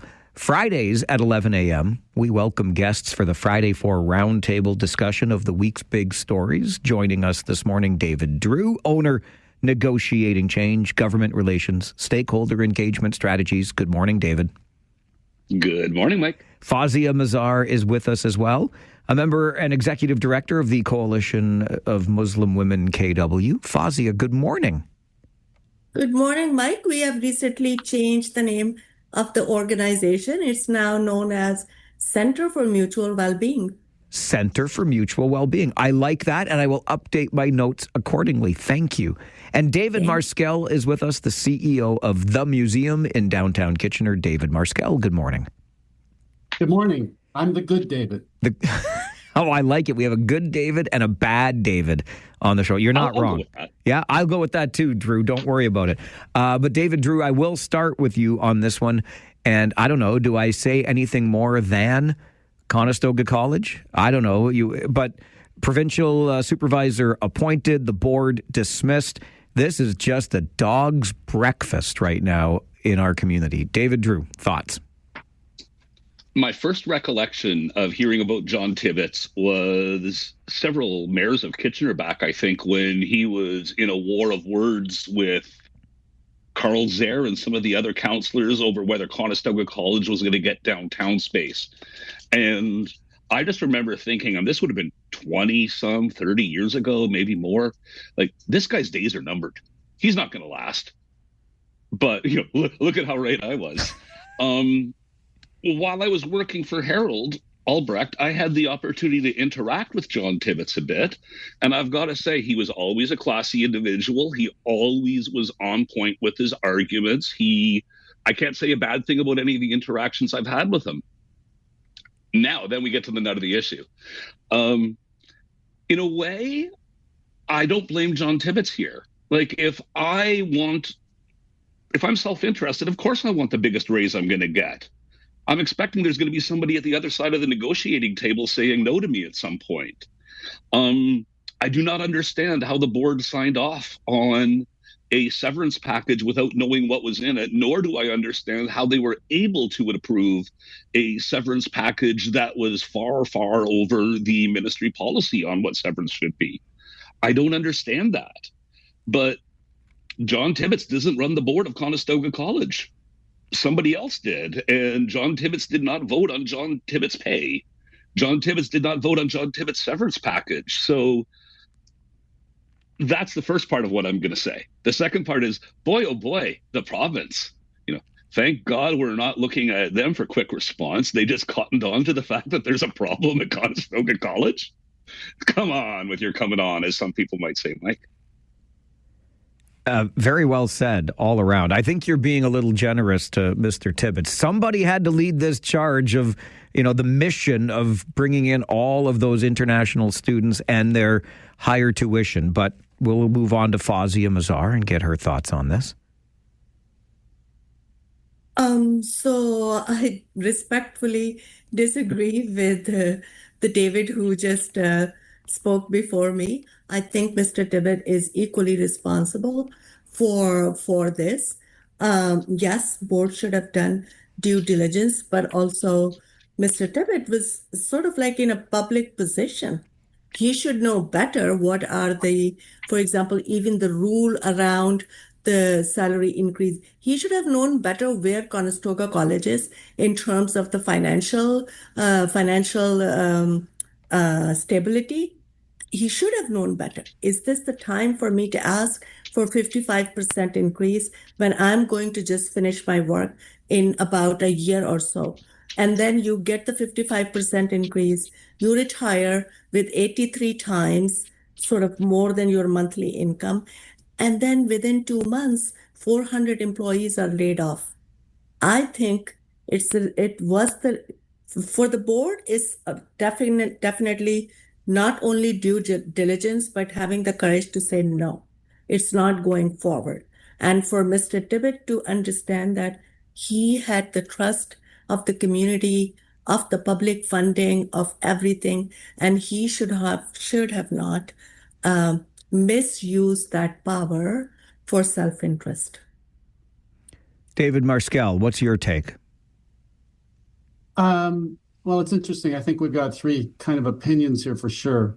I mean, in the corporate world, these types of severance packages are common. I mean, the salary rates are common. The average salary for a person in John Tibbet's position is well over $500,000 a year, and many of them exceed 600,000. So that's not unique to John Tibbet's. He'd been there for so long that his severance package, and I don't get severance packages when you leave. That doesn't sound like severance, but anyway, it sounds egregious for sure. And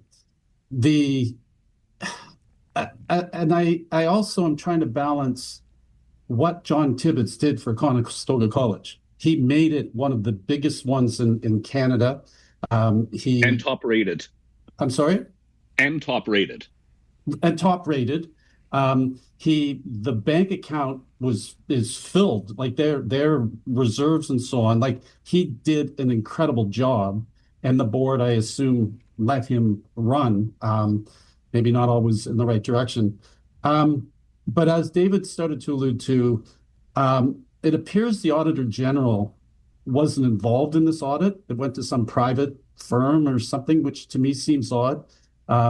It hadn't been dealt with in a long time, but then it came up very quickly. It seems very, in my opinion, very heavy-handed for the province to step in to run this school rather than building a new community board. Like I think the different topic maybe, but I do find that a little bit heavy-handed.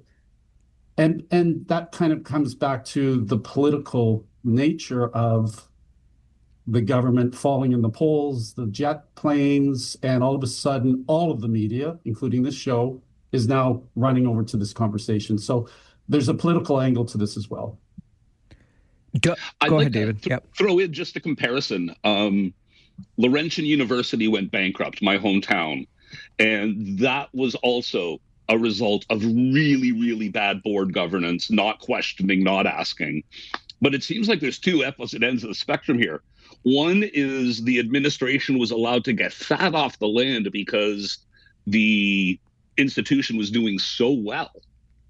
And so, as Dave said, he was allowed to run with it a little bit too much. And the board was looking at these numbers going, well, yeah, we'll reward the guy. We'll reward the guy for another year. Whereas at Laurentian, the board wasn't aware of the fact that they were bankrupt. Both cases, it's a problem with the board. And then I guess what I'm really getting at is, are these people qualified? Like, you're not paid to be on the board of Conestoga College. Why are you there to pay attention, and what are you paying attention to, and who selects you? Like, this is a question of governance, really. And that's why I'm glad there's an administrator in there, and they can take the time rather than just reconstituting a board. You got to figure out what went wrong with the first one. How do you change the terms of reference? So you're not just, recycling the seats on the Titanic. Sorry. No, please. So for me, the interesting piece in that is it has this sort of futuristic vision. Everything is going to be okay now. We're going to make sure that Conestoga College is redirected and it's focusing on a student success and things like that. But as it's a community college, it's not private business. I understand that it was run like a business, like a corporation, which is okay. But there is accountability to the taxpayers. There's accountability to everyone. Where is the accountability in this? If the report, I did not know that it was a private auditor report, but let's say the report is all right. Is someone going to be responsible and accountable? And who that would be? the board, president, both, who would be responsible for that? What if You're not familiar with the public sector. No, I'm not very familiar. No one's ever directly responsible in the public sector. I mean, I'm familiar with the public sector in this way, but my question is this the right way to do things? It's not the right way to do things. Like, what you can do whatever you can, as long as, like, the time passes and then there's nothing. For me, like, there's one way that they may be held accountable. For example, if the 400 employees or even more who were laid off just after 2 months of Mr. Tibbett's resignation, they may decide to go file a class action suit or something like that. There can be accountability. It's really, really, really sad to see that there's no accountability. Okay, now, whatever done in the past, millions of dollars, a lot of other issues in our community with that kind of business planning for a community service, which is education, which has negatively impact Waterloo Region in so many different ways. And then there is no public accountability for that. Well, but I mean, okay, David, can I just hold on that, please? I'm sorry, because we're up against the clock. I want to keep this going because I want to talk about the reputation too. And both Davids made a strong case for what Conestoga College was. I don't think it is what it was anymore based on this. I think there's reputational damage that's going to take a very long time to repair. But please, David, hold that thought. We'll come right back with more. Our Friday 4 Roundtable, Fazia Mazar, David Marskell, David Drew on the Mike Farwell Show, 570 News Radio and Rogers TV.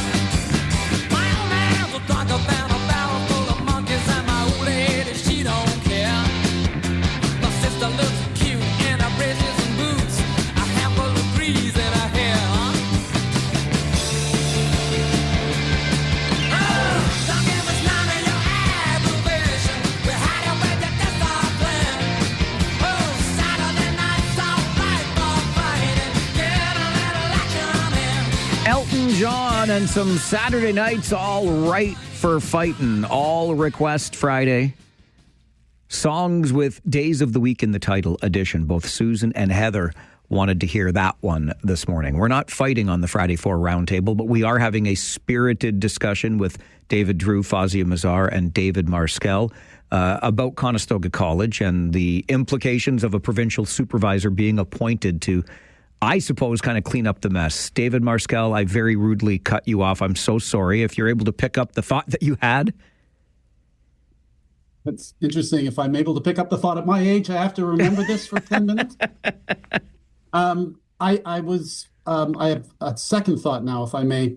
But where we were talking before about the about the board's role in all of this, more than half of the board are, how do I say this?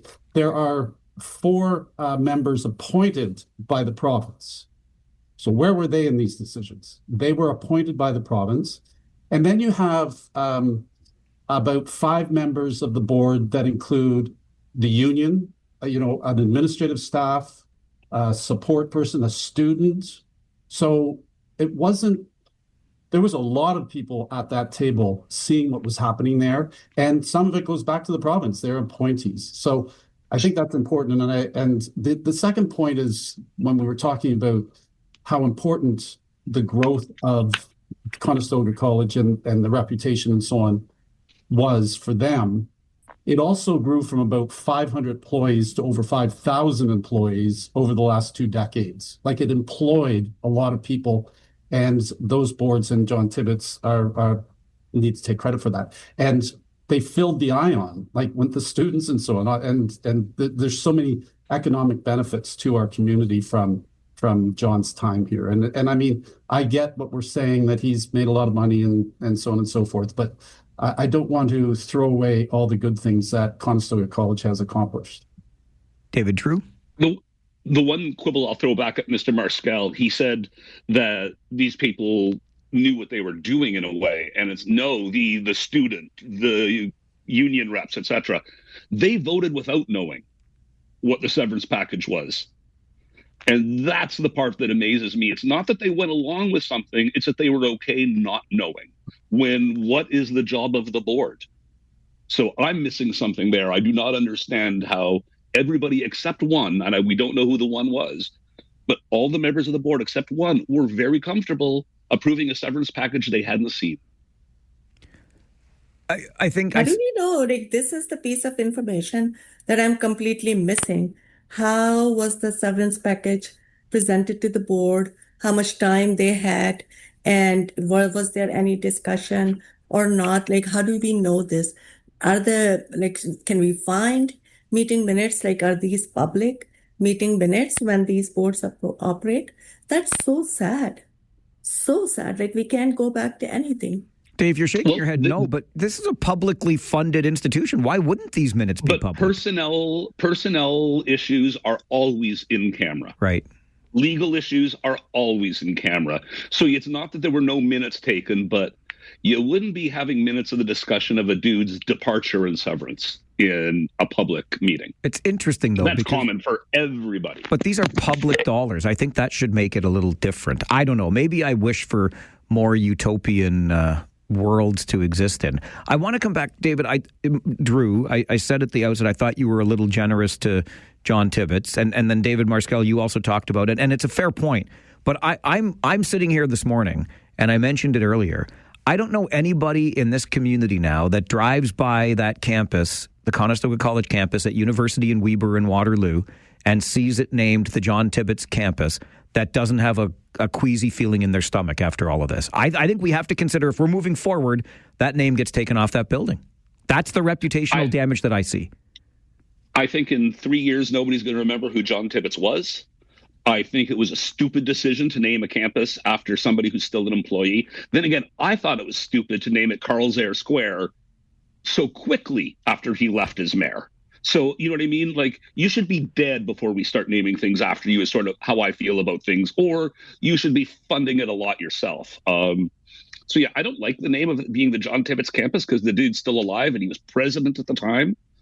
But I don't see any name changes being necessary. I don't think he's done that bad a thing other than he hung around too long. And made off like a bandit. Yeah. Well, but yeah, again, I don't blame him for that. But the bandit part that you're labeling him with, it's a calculation. The severance is a calculation of the number of years. It's based on the number of years in his salary. So the severance is so high because he was there for 38 years or whatever it was. That's how the severance got to that level. But there is a cap for the public. 24 months, there is a cap for that reason. The auditor, the provincial government statement says that the cap should be 24 months. And if for him, it was 83 months. That's like almost three times, whatever it is. My maths fail right now. So whatever it is, it was significantly, very significantly higher than the cap. I was referencing this in my opening, and I'm looking at it now, and I understated the issue. It's not a policy of 24 months.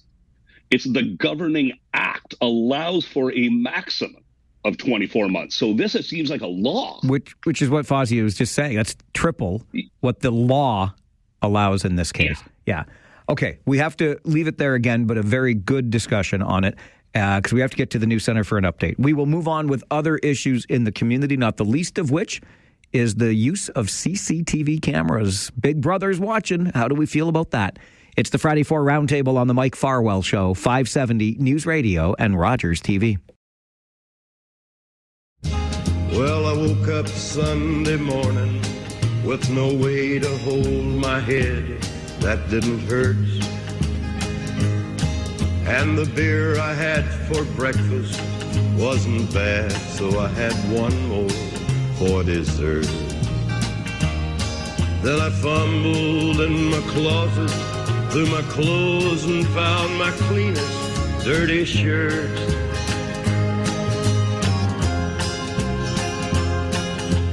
wash my face and comb my hair and stumble down the stairs to meet the day.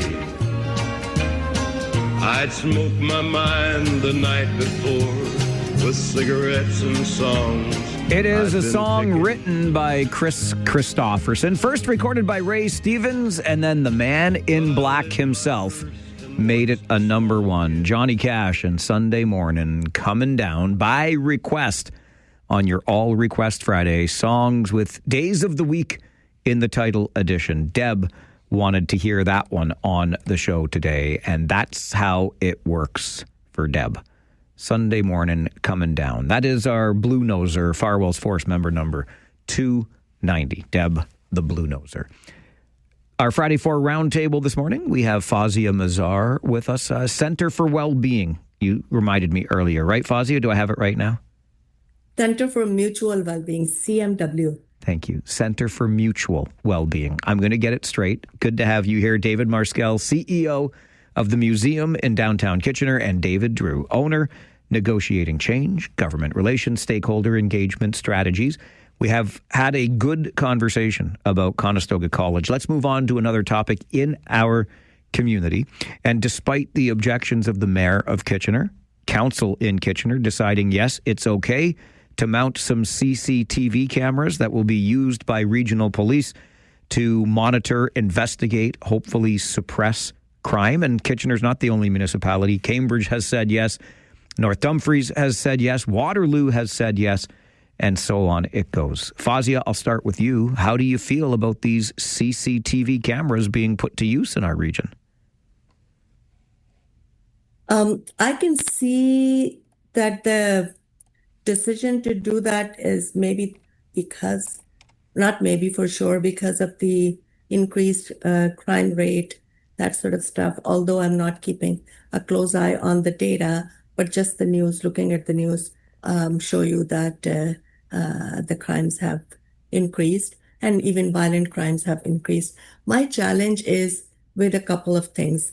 One is the process. So basically, at some point, the police services applied for a matching provincial government grant or had the opportunity, maybe not applied, but had the opportunity to talk to the provincial government to provide a matching grant for 52 additional CCTV cameras. I'm not sure if there was any consultation at that time with municipalities or not. Maybe it was an internal operational decision. But if there is going to be a big change coming to our region that would require to work with the municipalities later, then I think it would have made sense to go to the municipalities at that time and make sure that people are already ready over there for this change to come. So it start with collaboration instead of getting the money back. First, if this is the case, that now we have the money, now we have to use it, it's time limited, we have to use it, so there's pressure. The second thing that worries me is the concern, just like what Mayor Verbanovich said. We have the past record of law enforcement agencies using these tools, equipment, but also personnel to spy on sort of communities that are deemed suspicious due to political reasons at different points in the history. We know about RCMP. This is the most recent case. Indigenous communities versus Indigenous communities. I know personally Muslim communities have been in constant sort of under that eye of investigation. I have personal experience. I have a very close family person who was just stopped very young by a local cop without any reason.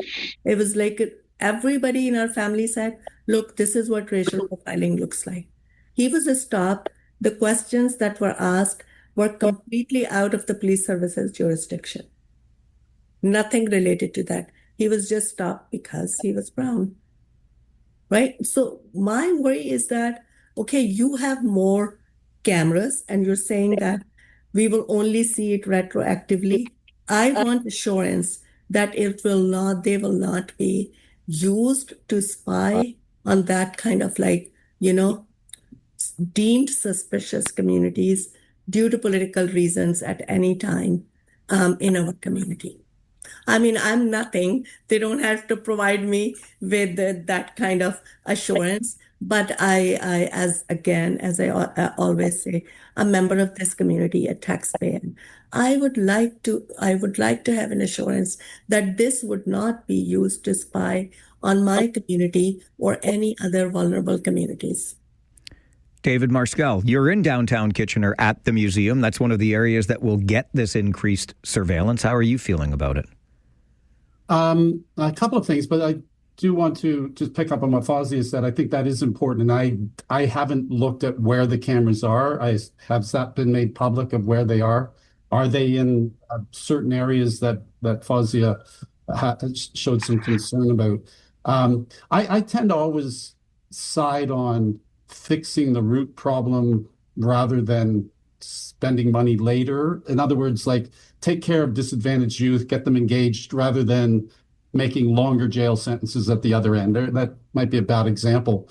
But this one, I feel it does address crime early and does give evidence later as required. I'm pleased that there is no facial recognition involved. I read that, which I think is really, really important. But I do believe that crime is deterred as we see cameras in stores and in front of houses and so on tend to discourage criminal activity. And I mean, again, if there's something that's happened, a break and enter or something downtown, if somebody does something at a storefront, the cameras, I assume, can follow that person and ultimately know where they went and so on. So, and I think there might be a peace of mind factor to this at all as well, rather, just having people know that somebody is watching, which might slow down anybody doing something that they shouldn't be doing. So, I'm kind of okay with them. I can't recall if it was specified where in downtown Kitchener one of the cameras would be, but downtown was definitely one of the Kitchener locations. The other one out by Fairview Park Mall, because we know that the smash and grab type robberies have happened there frequently. So that's what police are using as the basis for their decisions as to where the cameras get placed in areas where they are seeing crime trends that indicate these might be beneficial in the upcoming investigations or future investigations.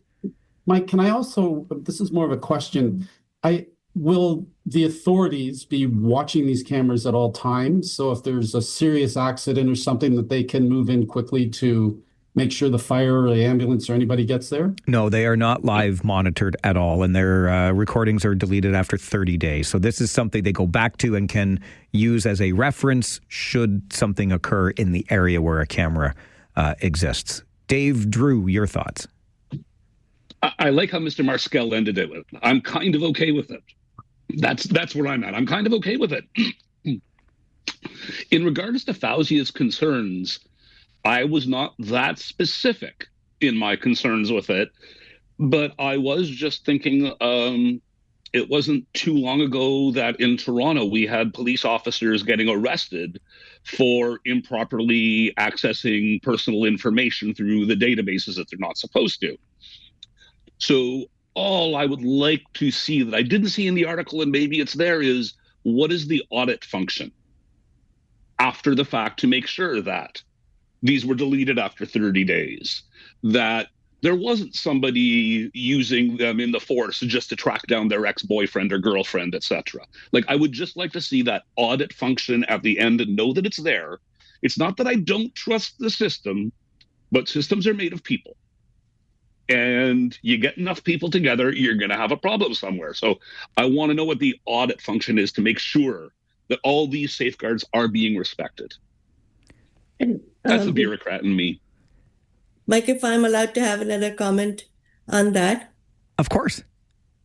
So I would say that I agree with David in terms of the people. Like, it's hard to, I have experience that people who were in charge of those security cameras were just watching it for their own sort of like, free time hobby or something like that. And I know at least one person who lost their job, not in the police services, but in like, due to those activities. But coming back to David's comment about the system is made up of people and people can go wrong. I think for me, I also have problem with the system because it's not always about people making those kind of, what should we say, judgment errors or abuse the system. It's also how the system designed.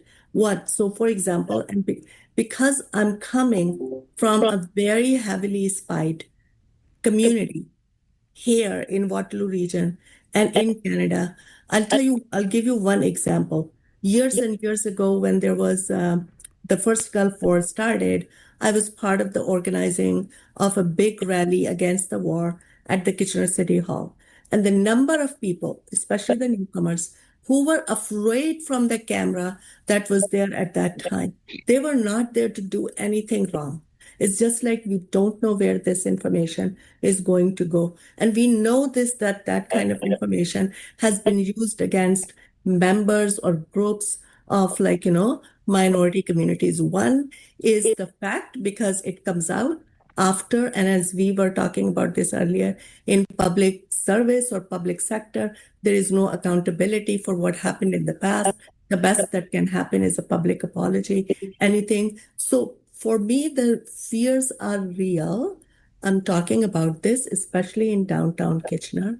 There are people there who are exercising their rights to expression, right? And all that. How do we make sure that this added public, no, law enforcement eyes are not going to be used for political purposes? I call them political purposes because it happens politically from time to time and it's coming top down. It's not bottom up, it's coming top down.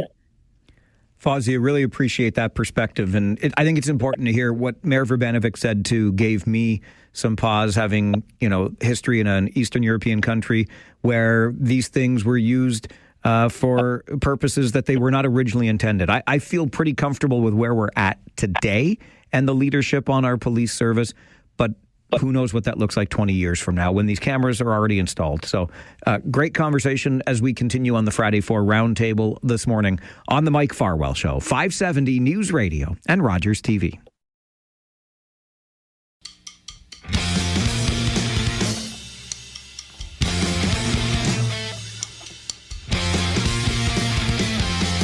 I'm gonna tell you what I really think I like about Mondays. Could it feel like Saturdays when you don't gotta go to work? Every day is a holiday. I wake up when I want to. I do anything I wanna do. Can't wait for Tuesday. I really never like Fridays. Can't do what I wanna do. Sold out at the movies. Can't eat at the restaurant. Everybody wanna get tight. Put the boys for a cigarette smoke. I think I'll stay home. I think I'll wait for Monday. I live a 5-day weekend. I got a year-long holiday. Thank God it's Monday. I don't know anybody that's ever said that before, except maybe NoFX. Thank God it's Monday. Andrew wanted to hear that on All Request Friday, the edition where we play songs with days of the week in the title. David Marskell, David Drew, Fawzia Mazar with us on our Friday 4 Roundtable this morning as we wind down our time together. Let's talk about medical assistance in dying. It's a big one, I know. It's in Ottawa, and the rumors we are hearing is that there may not be an expansion to include those who are eligible for MAID to be people who suffer from only, if you will, a mental illness. David Marskell, where do you land on this thorny issue? Yeah, wow. This is obviously a very important and a tough one for me to be commenting on. I sort of go back to what I said a moment ago about fix the root problems before you get to throwing money at something. And if the issue is mental health as the reason that people wish to end their life, we better make darn sure that those people have access to proper services and doctors and everything along the way so that they don't get to that stage. And that's where I'd be wanting to fix the system and make sure that it's got the proper resources and so on. Because people can't afford to go to psychiatrists, they're turning to Chat GBT. Psychiatrists are licensed. Chat GBT is not. Or even worse, they might consider taking their own life. So I didn't really answer you, Mike. I would hope that we could not have people have to be ending their life this way, that we could support them along the way. And even the psychiatric community, there's no consensus on this for sure. The federal government and these new guidelines anticipated for March of next year. David Drew, your thoughts? I thought there was consensus in the psychiatric community. It seemed like the dean of every medical school in Canada has come out against this expansion. I'm torn. I like, there's no good answer to this. I do not want to prolong someone's suffering needlessly, but I also don't believe that I want to re-hit on what Dave Marskell said. Veterans who were applying for MAID because they were too much of a hassle to their house because they couldn't get a spare set of wheels for their wheelchair to keep the snow out of the house for their roommate. Like, we make it really attractive for people to die. We do not have access to healthcare. We have access to wait lists. There's no good answer to this. We have to find the balance for it. But no offense to any of my co-panelists, but I really don't expect us to be the ones to shed light on this subject, because it's intensely personal as to where these lines are. And it requires a whole lot more expertise. Like, what is legitimately incurable when you're talking about mental health? There's way too many ways for it to go wrong with a more expansion. And I don't want to say I'm against it, but boy, oh boy, I do not want to be reckless here. I loved your phrasing, no good answer for this. We tackled it yesterday on the show, and that's exactly where I was at. I didn't come away from what we talked about on the show with any better an answer, but Fawzia, we're about 90 seconds away from the end here, but your thoughts on this? So I'm happy that I agree with the my co-panelists on this, although it's a very, very grim topic. Seriously, there is no good answer to that. For me, I just want to highlight another aspect of why MAID has been made available, which is the autonomy to make decisions for someone to end their life. And it's right there. I cannot agree more with both, like David's before me, around upstream. Why do we take someone to the point where they're thinking that ending their life is easier? There are cases, right? Like where there's nothing, but the healthcare system is crumbling. We don't have that kind of support for veterans. Also for, when we get healthcare, it's our sort of triage or just like crisis. There are hardly any preventative things. And these things make matter worse when it comes to people who are dealing with mental health challenges. I say that there are a lot of other sort of areas of concern, like are they in good mental state, stable, sound mental state to make that decision, or someone else is making that decision? I have a lot of concerns about that. And I am publicly saying that I hope we are not going in that direction without a lot of thoughts, data, and good sort of risk analysis and whatnot. Really, it's very important. No rush to that decision. Appreciate the thoughts on what is a very difficult issue for sure, and the thoughts on our roundtable with the week's big stories today. Fawzia Mazar with the Center for Mutual Wellbeing, David Marskell, CEO of the Museum in downtown Kitchener, and David Drew, owner, Negotiating Change. Thank you all for being here. Go Rangers, go. Go Rangers, go. Enjoy the weekend ahead. The Mike Farwell Show continues. Free Phones Friday coming up, 570 News Radio and Rogers TV. The street fair. It's a French kiss, Italian ice, Spanish mall. Saturday night.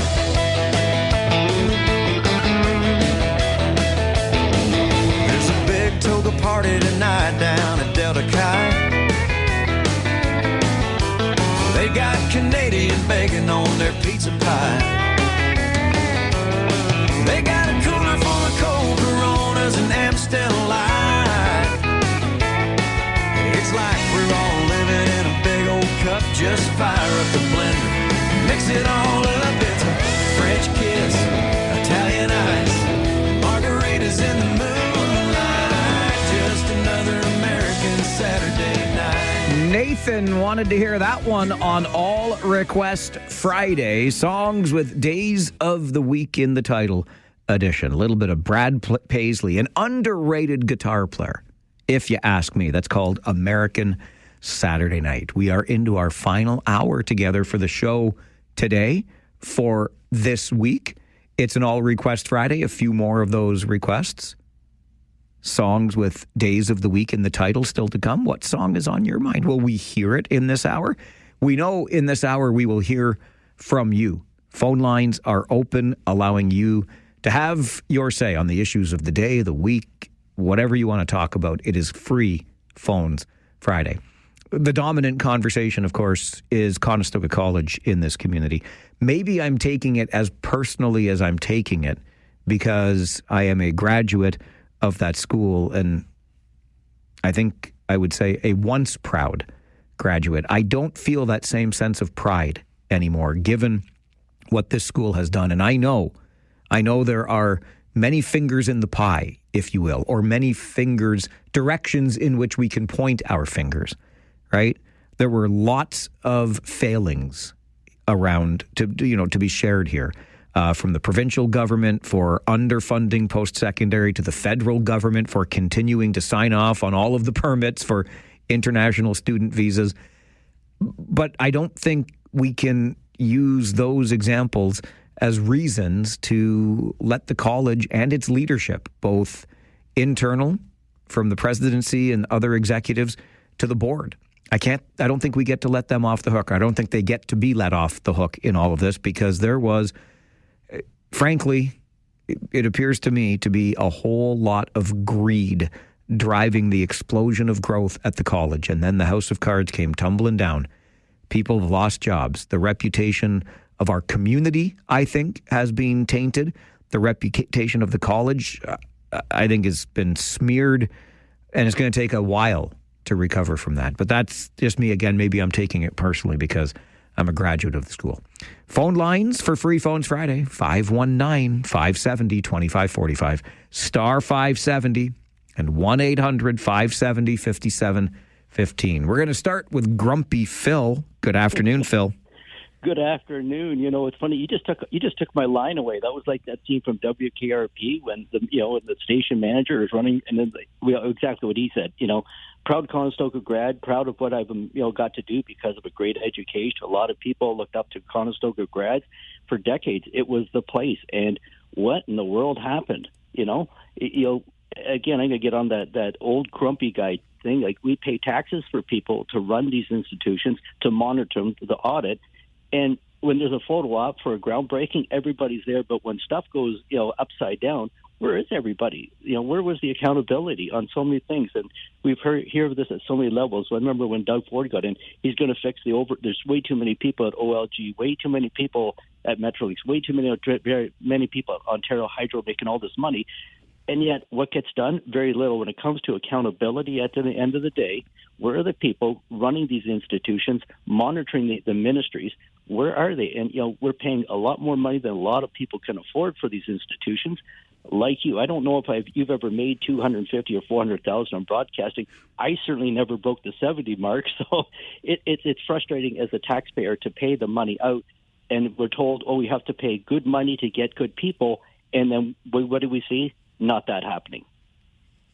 Phil, appreciate the call and the expression of frustration in an eloquent way.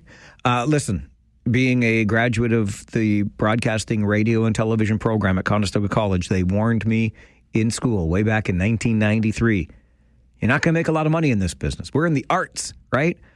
No, Phil, I have never made $250,000. I mean, cumulatively, I've been here 30 years. I think I'm getting close to $250,000 total. But no, it's not exactly a lucrative industry to work in. Maybe that's another reason I take it personally. But look, a $600,000 plus annual salary, head and shoulders above any other college or university leader, and then the $3 million plus payout for severance. As David Marskell mentioned, though, during our Friday Four Roundtable, maybe after 38 years, you get benefits like that. Mary is with us next on Free Phones Friday. Hello, Mary.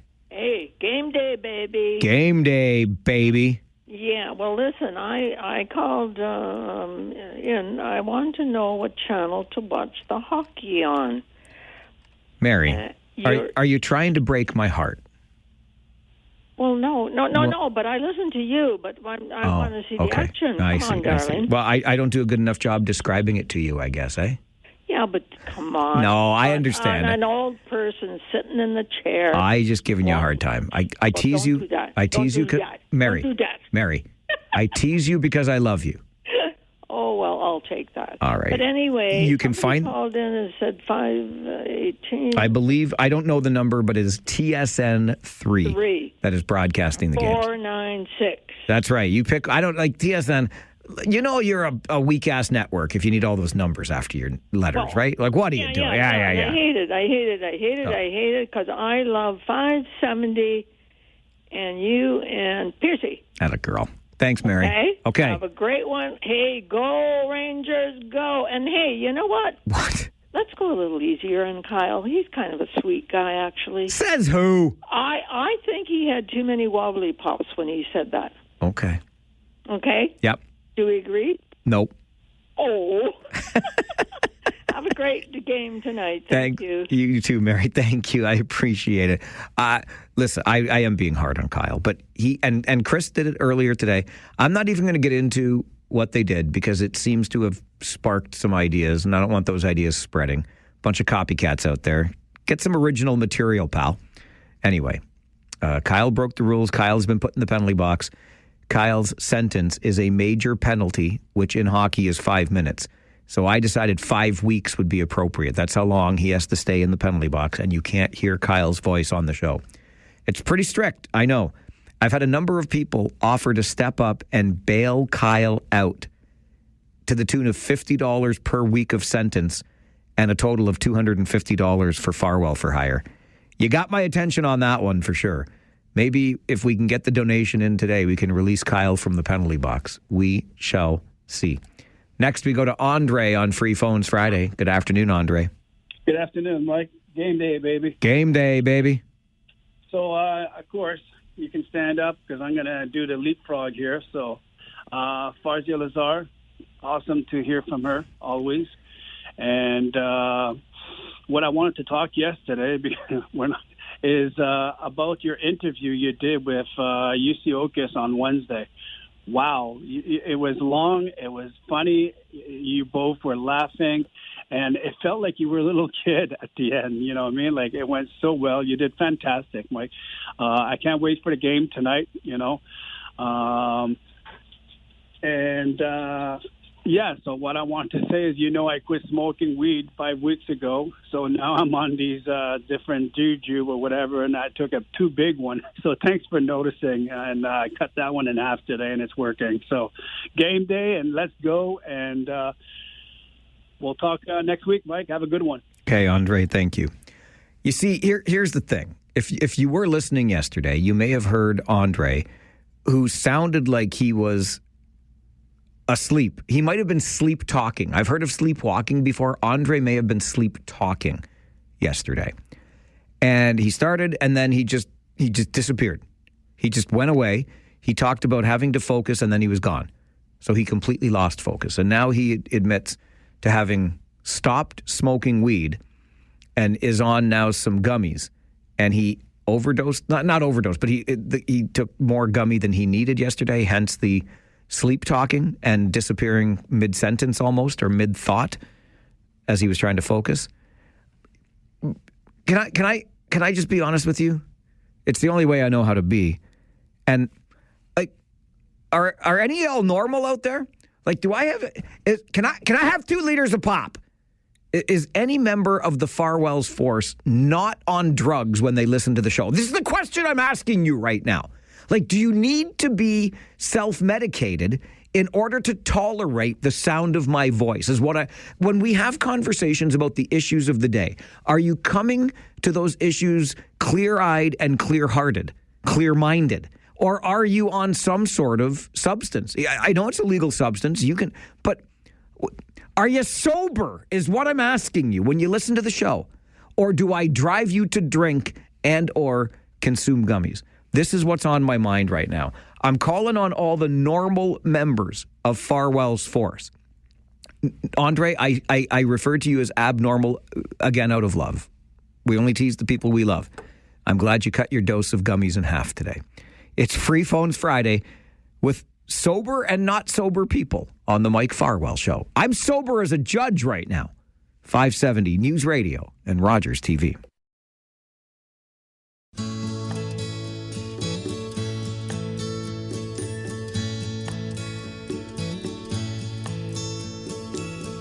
Heading up to San Francisco for the Labor Day weekend show. I got my hush puppies on. I guess I never was meant for glitter rock and roll. And honey, I didn't know that I'd be missing you so. Come Monday, it'll be alright. Come Monday, I'll be holding you tight. I spent 4 lonely days in a brown LA haze, and I just want you back by my side. Oh, some Jimmy Buffett. And come Monday, by request from Phil, on this All Request Friday, songs with days of the week in the title. Thanks to Sean for the email to Mike at 570news.com. Just wanted to let you know that the TSN website lists tonight's Kitchener Rangers game on TSN 5. So there you go. I don't know what number that is on your box, but TSN 5. And thank you, Sean. Again, I should not have spoken so unkindly about weak-ass networks and whatnot, just because they are with the opposite big telecom and stiff competition to us here at Rogers. I appreciate all of the work that is done by all of the people working in this industry, and I mean that sincerely. My old buddy Footy is calling the games. He and I haven't seen each other since I was going to the Quinte Region on a regular basis in the Ontario Hockey League. So it was nice to see him around the rink again, doing quality work. I got to be me. I got to stand. I'm a team guy here, right, with Team Rogers Red. But nonetheless, I shouldn't have spoken like that. That's not very kind of me. So if you watch the game, you watch the game. If you watch the game with the volume down and you sync it up with our broadcast on 570 News Radio, you are number one in my books, baby. Free Phones Friday continues. Sean is next. Farwell's Force member number 165. Good afternoon. Good afternoon. I'm not sure what the time lag is on Google TV, but I just want to address your rant. I am not on drugs. I'm not high. I don't have any narcotics or pot in my system. And I'm listening to you. How's that? I love it, Sean. Thank you. I'm starting to wonder a little bit here. Like, do you need some sort of medication, self-medication to tolerate the show? I got a little bit of caffeine from coffee, but that's it. I started talking about something I saw this morning. I saw a pedestrian crossing a crosswalk. Somebody made a left turn, and they knocked them down. Can we just not do better, people, and not hit pedestrians? Pay attention. Sean, it's an excellent point, and thank you for bringing it forward. We must absolutely be careful. Phil is next on Free Phones Friday. Good afternoon, Phil. Good afternoon, Mike. Now, Mike, before I start in on Kyle, I'd like to understand something. Yes, sir. Be careful now. You have a dump button, right? And what we hear on the radio is a few seconds delayed? Yes. Okay. Now... Okay, I'll tell you what, Phil, I'm sorry, I keep interrupting, but I've decided, I didn't want to do that because I know it sounds weird. Anyway, I will start using the dump button. You're right. So it will never be heard again. So if you try me, Phil, I'm not gonna just chastise you. I'm gonna dump you. No. Okay. I wasn't going to do that. I was just defending Kyle. Now, in my books, Mike Farwell is the Maple Leafs. Kyle is the team that Kyle likes. Now, he started out at his end of the ice. He went through the entire forwards. The back checking didn't stop him.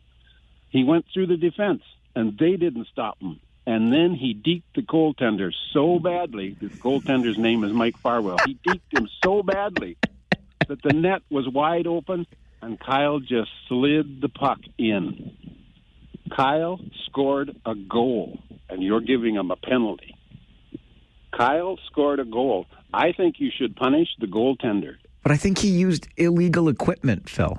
It's okay. It's okay. It's just a hockey game. All right. You know what? You can do that. It's pretty good. It's pretty good what you just said there, Phil. I can't tell you a lie. That's the way I look at it. Mike Farwell is supposed to stop that puck, and Kyle slid it through. So if you're going to punish somebody, punish the goaltender. Now, you're going to give Kyle 5 weeks. Make it so that goaltender can't push the dump button if Kyle or anybody did what he did. You're not allowed to push the dump button for 5 weeks. Whoa, wait, Phil, I'd like to keep my job. Well, no, you got to push it on everything else. Just what Kyle said. It's only going to upset you. And your wife is going to be listening, and she is just going to be giggling every time somebody gets it through. Phil, I'm telling you, I am not liking you much right now because you are making one whale of an argument, my friend.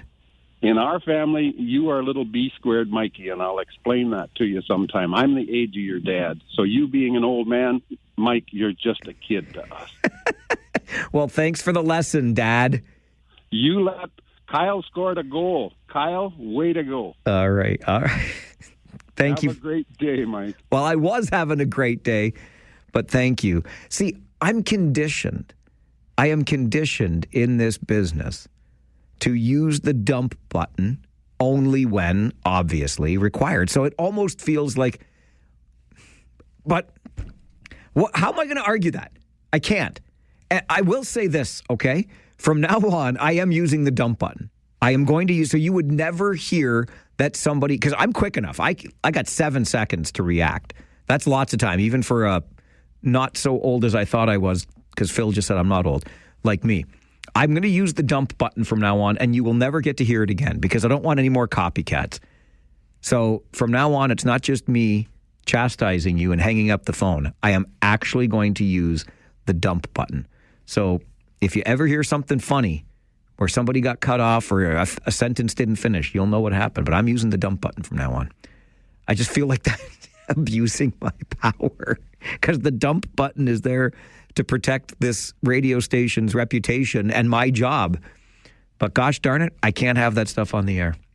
What a good argument by Phil. Holy moly. Here's another Phil, and he claims to be sober, but I know this Farwell's Force member number 81, and I'm not sure I've ever known him to be sober. Hello, Phil. For a minute there, I thought I was on a party line. You're not. You're just listening into the other Phil. Yeah. And I thought it was Sean you were talking to. I'm phoning just to advise you that I am free from any mind-altering substances.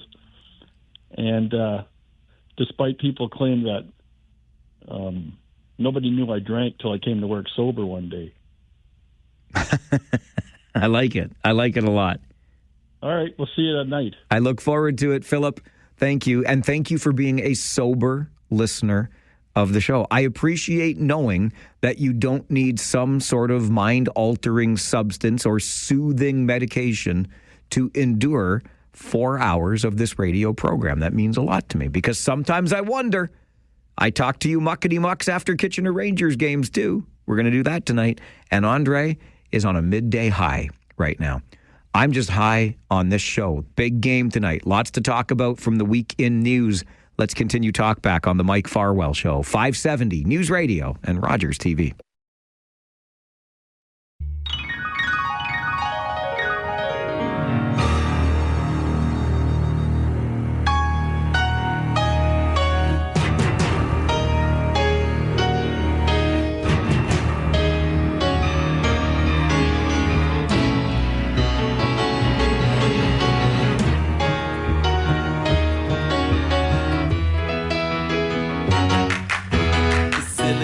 Chip inside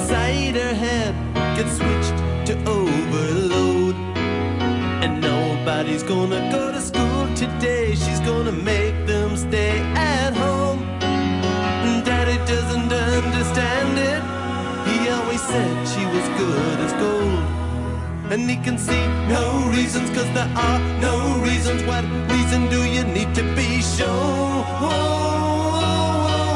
Tell me why I don't like some Bob Geldof and the Boomtown Rats, a song that I absolutely loved as a kid. And frankly, I still like the song, but when you learn, like as a kid, I had no idea. I had no idea the song was about a school shooting. And then you grows up and you learns a little bit more, and well, it takes on a whole new meaning, doesn't it? And that was allegedly the excuse that the young person used when they opened fire on their schoolmates. I don't like Mondays. That's our All Request Friday theme, songs with days of the week in the title. And Mark wanted to hear that one. Your request is our command on All Request Friday. We are into the Free Phones Friday part of our program, the last hour we spend together for the week. Not counting the hour on Rangers Talk tonight, okay? This is the hour on the daytime show. And our final chance to discuss the issues of the day, the week, anything else you want to bring forward, because it's free phones to you on Fridays between noon and 1. And apparently, based on our call earlier from Andre, you don't even have to be sober when you call the show. But I prefer if you are, because, you know, and I started to wonder, like, is anybody out there sober when they listen to the show? Jim sends an email to Mike at 570news.com. Farwell's Force member number 68. I'm sober when I listen to your show because I'm at work. I'd like not to be sober, as I think it would help me immensely at work, but I also need my job. From your number one London Knights fan, go Colts go, Jim. Jim, you can't don't bring that energy into a game day. Come on with your coming on. And Phil said, I'm not high, I just have jet lag. Flew in from Greece last night and wanted to catch up on what's going on in the region, so I turned the show on again. And thanks to Doug, Farwell's Force member number 359, says he's normal, or at least near normal enough. Appreciate you and your sobriety, along with the participation in the show today. A lot of conversation about Conestoga College, where we go from here as a community that is home to this once proud institution. I'm not sure it's as proud as it once was, but you can certainly weigh in with your thoughts on that. The appointment of a provincial supervisor, what the audit uncovered in terms of a $23,000 trip to Italy. You funded it. First class tickets, luxury accommodations. How about a $1,300 dinner bill? And more than half of that was for alcohol. That's one hell of a night out, all on your nut. So that's where we're at, not to mention all of the other things when it comes to the influx of international students, the tuition collected from them, and the $250 million surplus accumulated by Conestoga College under its now former leadership. The former president, John Tibbetts, has resigned, and the board has been relieved of its duties by this provincial supervisor and by the province. Tough times, to be sure.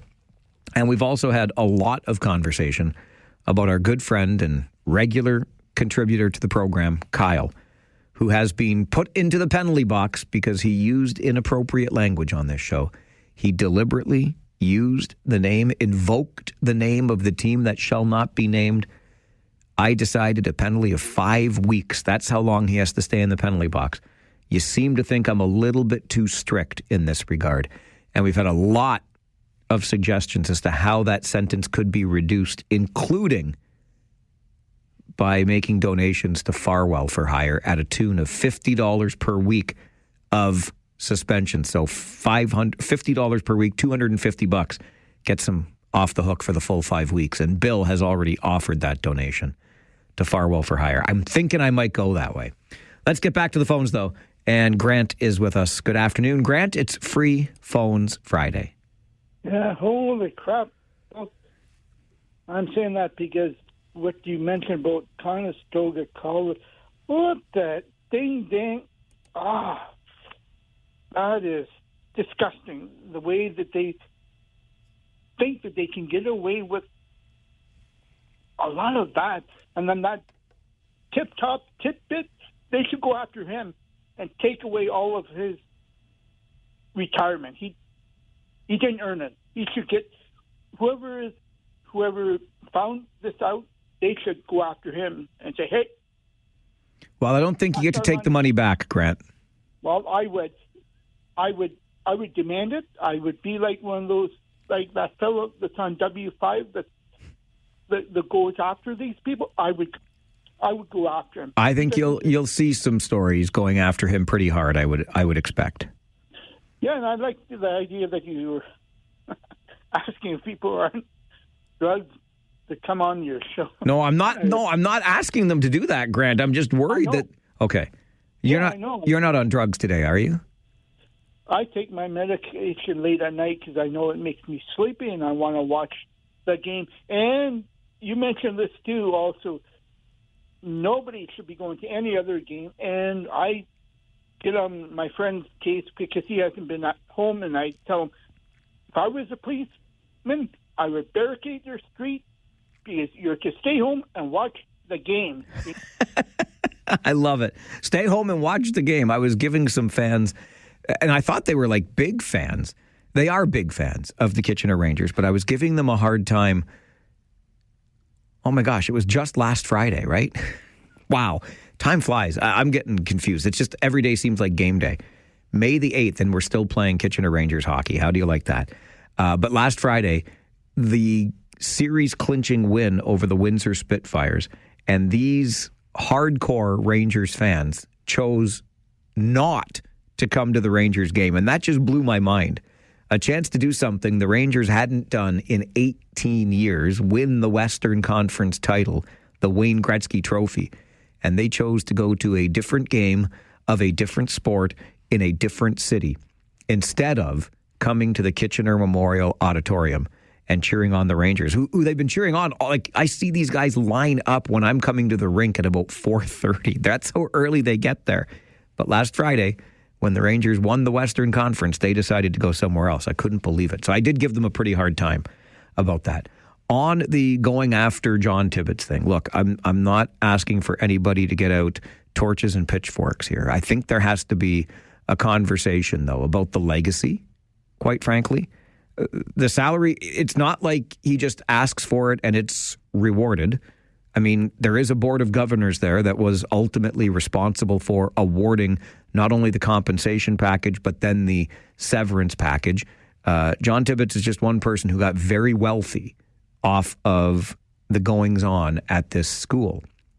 Lots of other people seem to be having their hands in the cookie jar. The $23,000 trip to Italy, all of these senior executives, you name it.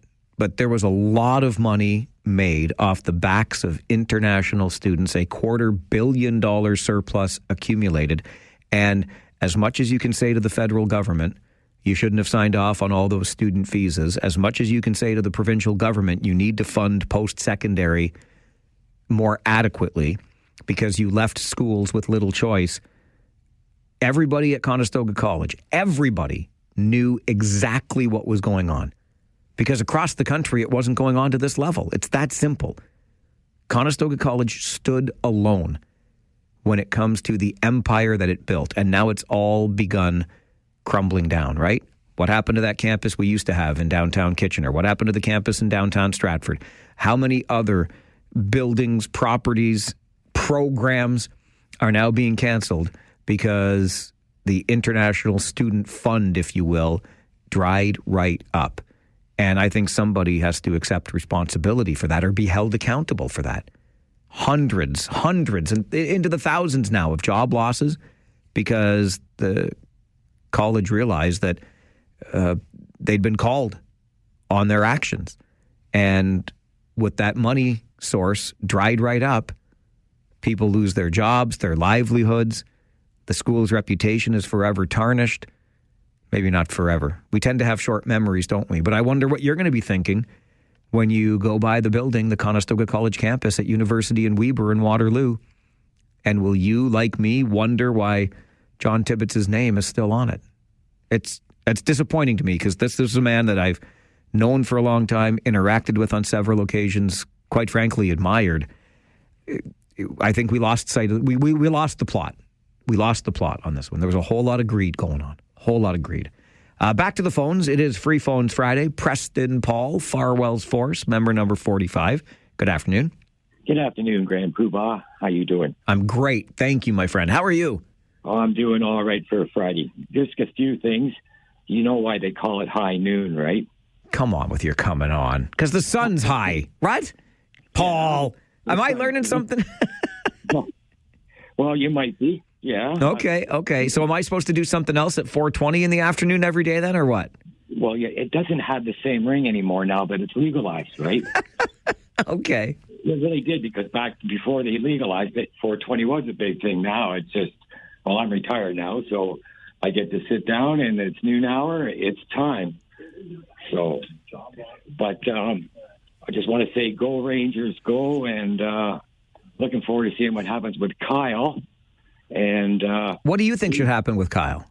I don't know. I'm going back and forth with it. I just laughing my head off at it. That's all. I thought the gentleman had a good case there where you got scored on. I thought that was funny as heck. But it was a good show all week. Just enjoying listening to it, and good game tonight, we hope, and be 2-0 going to Sunday. That's what I want to see. All right, Paul. Great to hear from you today, buddy. Thanks, buddy. You have a good one. Thanks. You too. You know what? Paul just got me thinking again. Phil, if you missed him earlier, made just an excellent case about how really Kyle doing what Kyle did is entirely my fault. I let it happen. And I can't argue. I can't argue with it. So, you know what? I was pretty quick in my decision that the penalty should be 5 weeks. I'm going to be equally quick in rescinding the penalty. That's it. The sentence has been served. It was actually my fault. So, Kyle, if you're listening this afternoon, the phone lines remain open until 1 o'clock, just before 1. And if you know Kyle and you want to tell him, hey, call into the Farwell show because your penalty has been served. It was Farwell's fault. And now I can't use my dump button for 5 weeks. I don't know about that, Phil. But anyway, Kyle, your teammates came to your defense, and it was a well-argued case by the defense. You win on appeal. The sentence has been served. How do I argue with what Phil said before? It was my fault that Kyle got away with that. Free Phones Friday continues on the Mike Farwell Show, 570 News Radio and Rogers TV. Could I please rephrase it? Maybe I can catch you right. I couldn't really put it much plainer, but I'll wait till you decide. Send me your warning silence, as if I could ever hide. Last time, I let my touch and waited for the new moon on Monday, the 5 days through the night. I stayed the cold day with a lonely satellite. New moon on Monday. You know, again, I will never tell you a lie. This is not the worst place in the world to work. We have 3 radio stations in this building, and so when you walk the hallways, sometimes you hear snippets of the other stations, like Country 106.7 earlier in this hour on our All Request Friday, playing songs with days of the week in the title. We had a Brad Paisley request, American Saturday Night, right? Sometimes you'd hear Brad Paisley if the country station is playing on our speakers here. Earlier today, when I was out in the hallways, it was Chime 96.7 playing, and I heard Duran Duran and Hungry Like the Wolf. Took me back, let me tell you. Love that one. And there's another Duran Duran song, New Moon on Monday. Both Andrea and Sandy wanted to hear that one on All Request Friday, songs with days of the week in the title edition. Back to the phones here on Free Phones Friday. Rory, good afternoon. Hey, game day, baby. Game day, baby. I have 1 ticket and 3 boys, so I might see a bench brawling for that second ticket tonight, right? Oh, that's funny. I like it. But yeah, looking forward to the game, and sold out crowd. I mean, the odd is just going to be crazy. So Go Rangers, go. Mike, on the Conestoga College piece, I mean, how disappointing, I mean, like you, I really had a lot of respect and admiration for John Tibbetts. But, the $3 million buyout package is absolutely insane. And the fact that it was done with no questions asked, just, you got to approve this, so put your hand up and give him his dough, to only see one person vote against the way that they did that, I mean, shame on the board of directors as well. And it's unfortunate, Mike, because I think he did a lot of good for the community. But at this point, I think it maybe is time to strip his name off the building and figure out a way to get some of that $3 million back, because that is not a reflection of what the average person gets paid out when they leave an organization, especially when you're looking at 500 plus workers getting laid off, and the people that are there today still working and putting in a hard day's work and trying to put all of this aside and still doing what's right for the students that are there today. So shame on John Tibbetts, shame on the Board of Governors. And, I'm waiting to see what the supervisor has in store, Mike.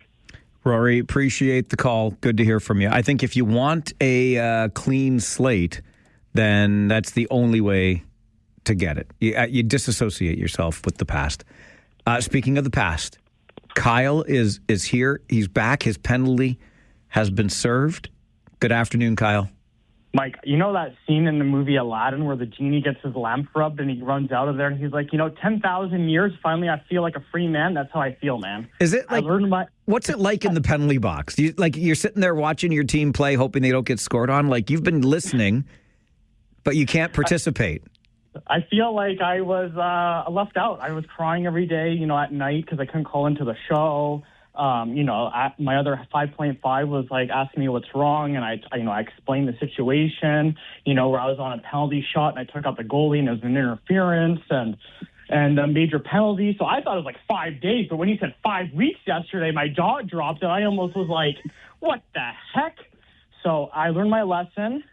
I won't do it again. 5 weeks is a long time, but I do want to say that tonight I do have tickets for the Rangers game. So, you know what? As I always do, let's go Rangers! Come on!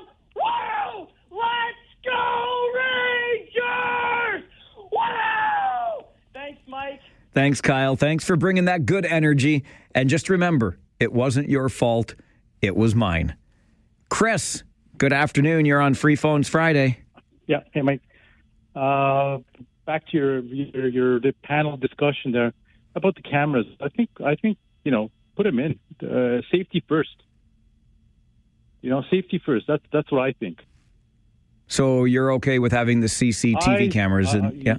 Yes. I mean, all of Europe has it.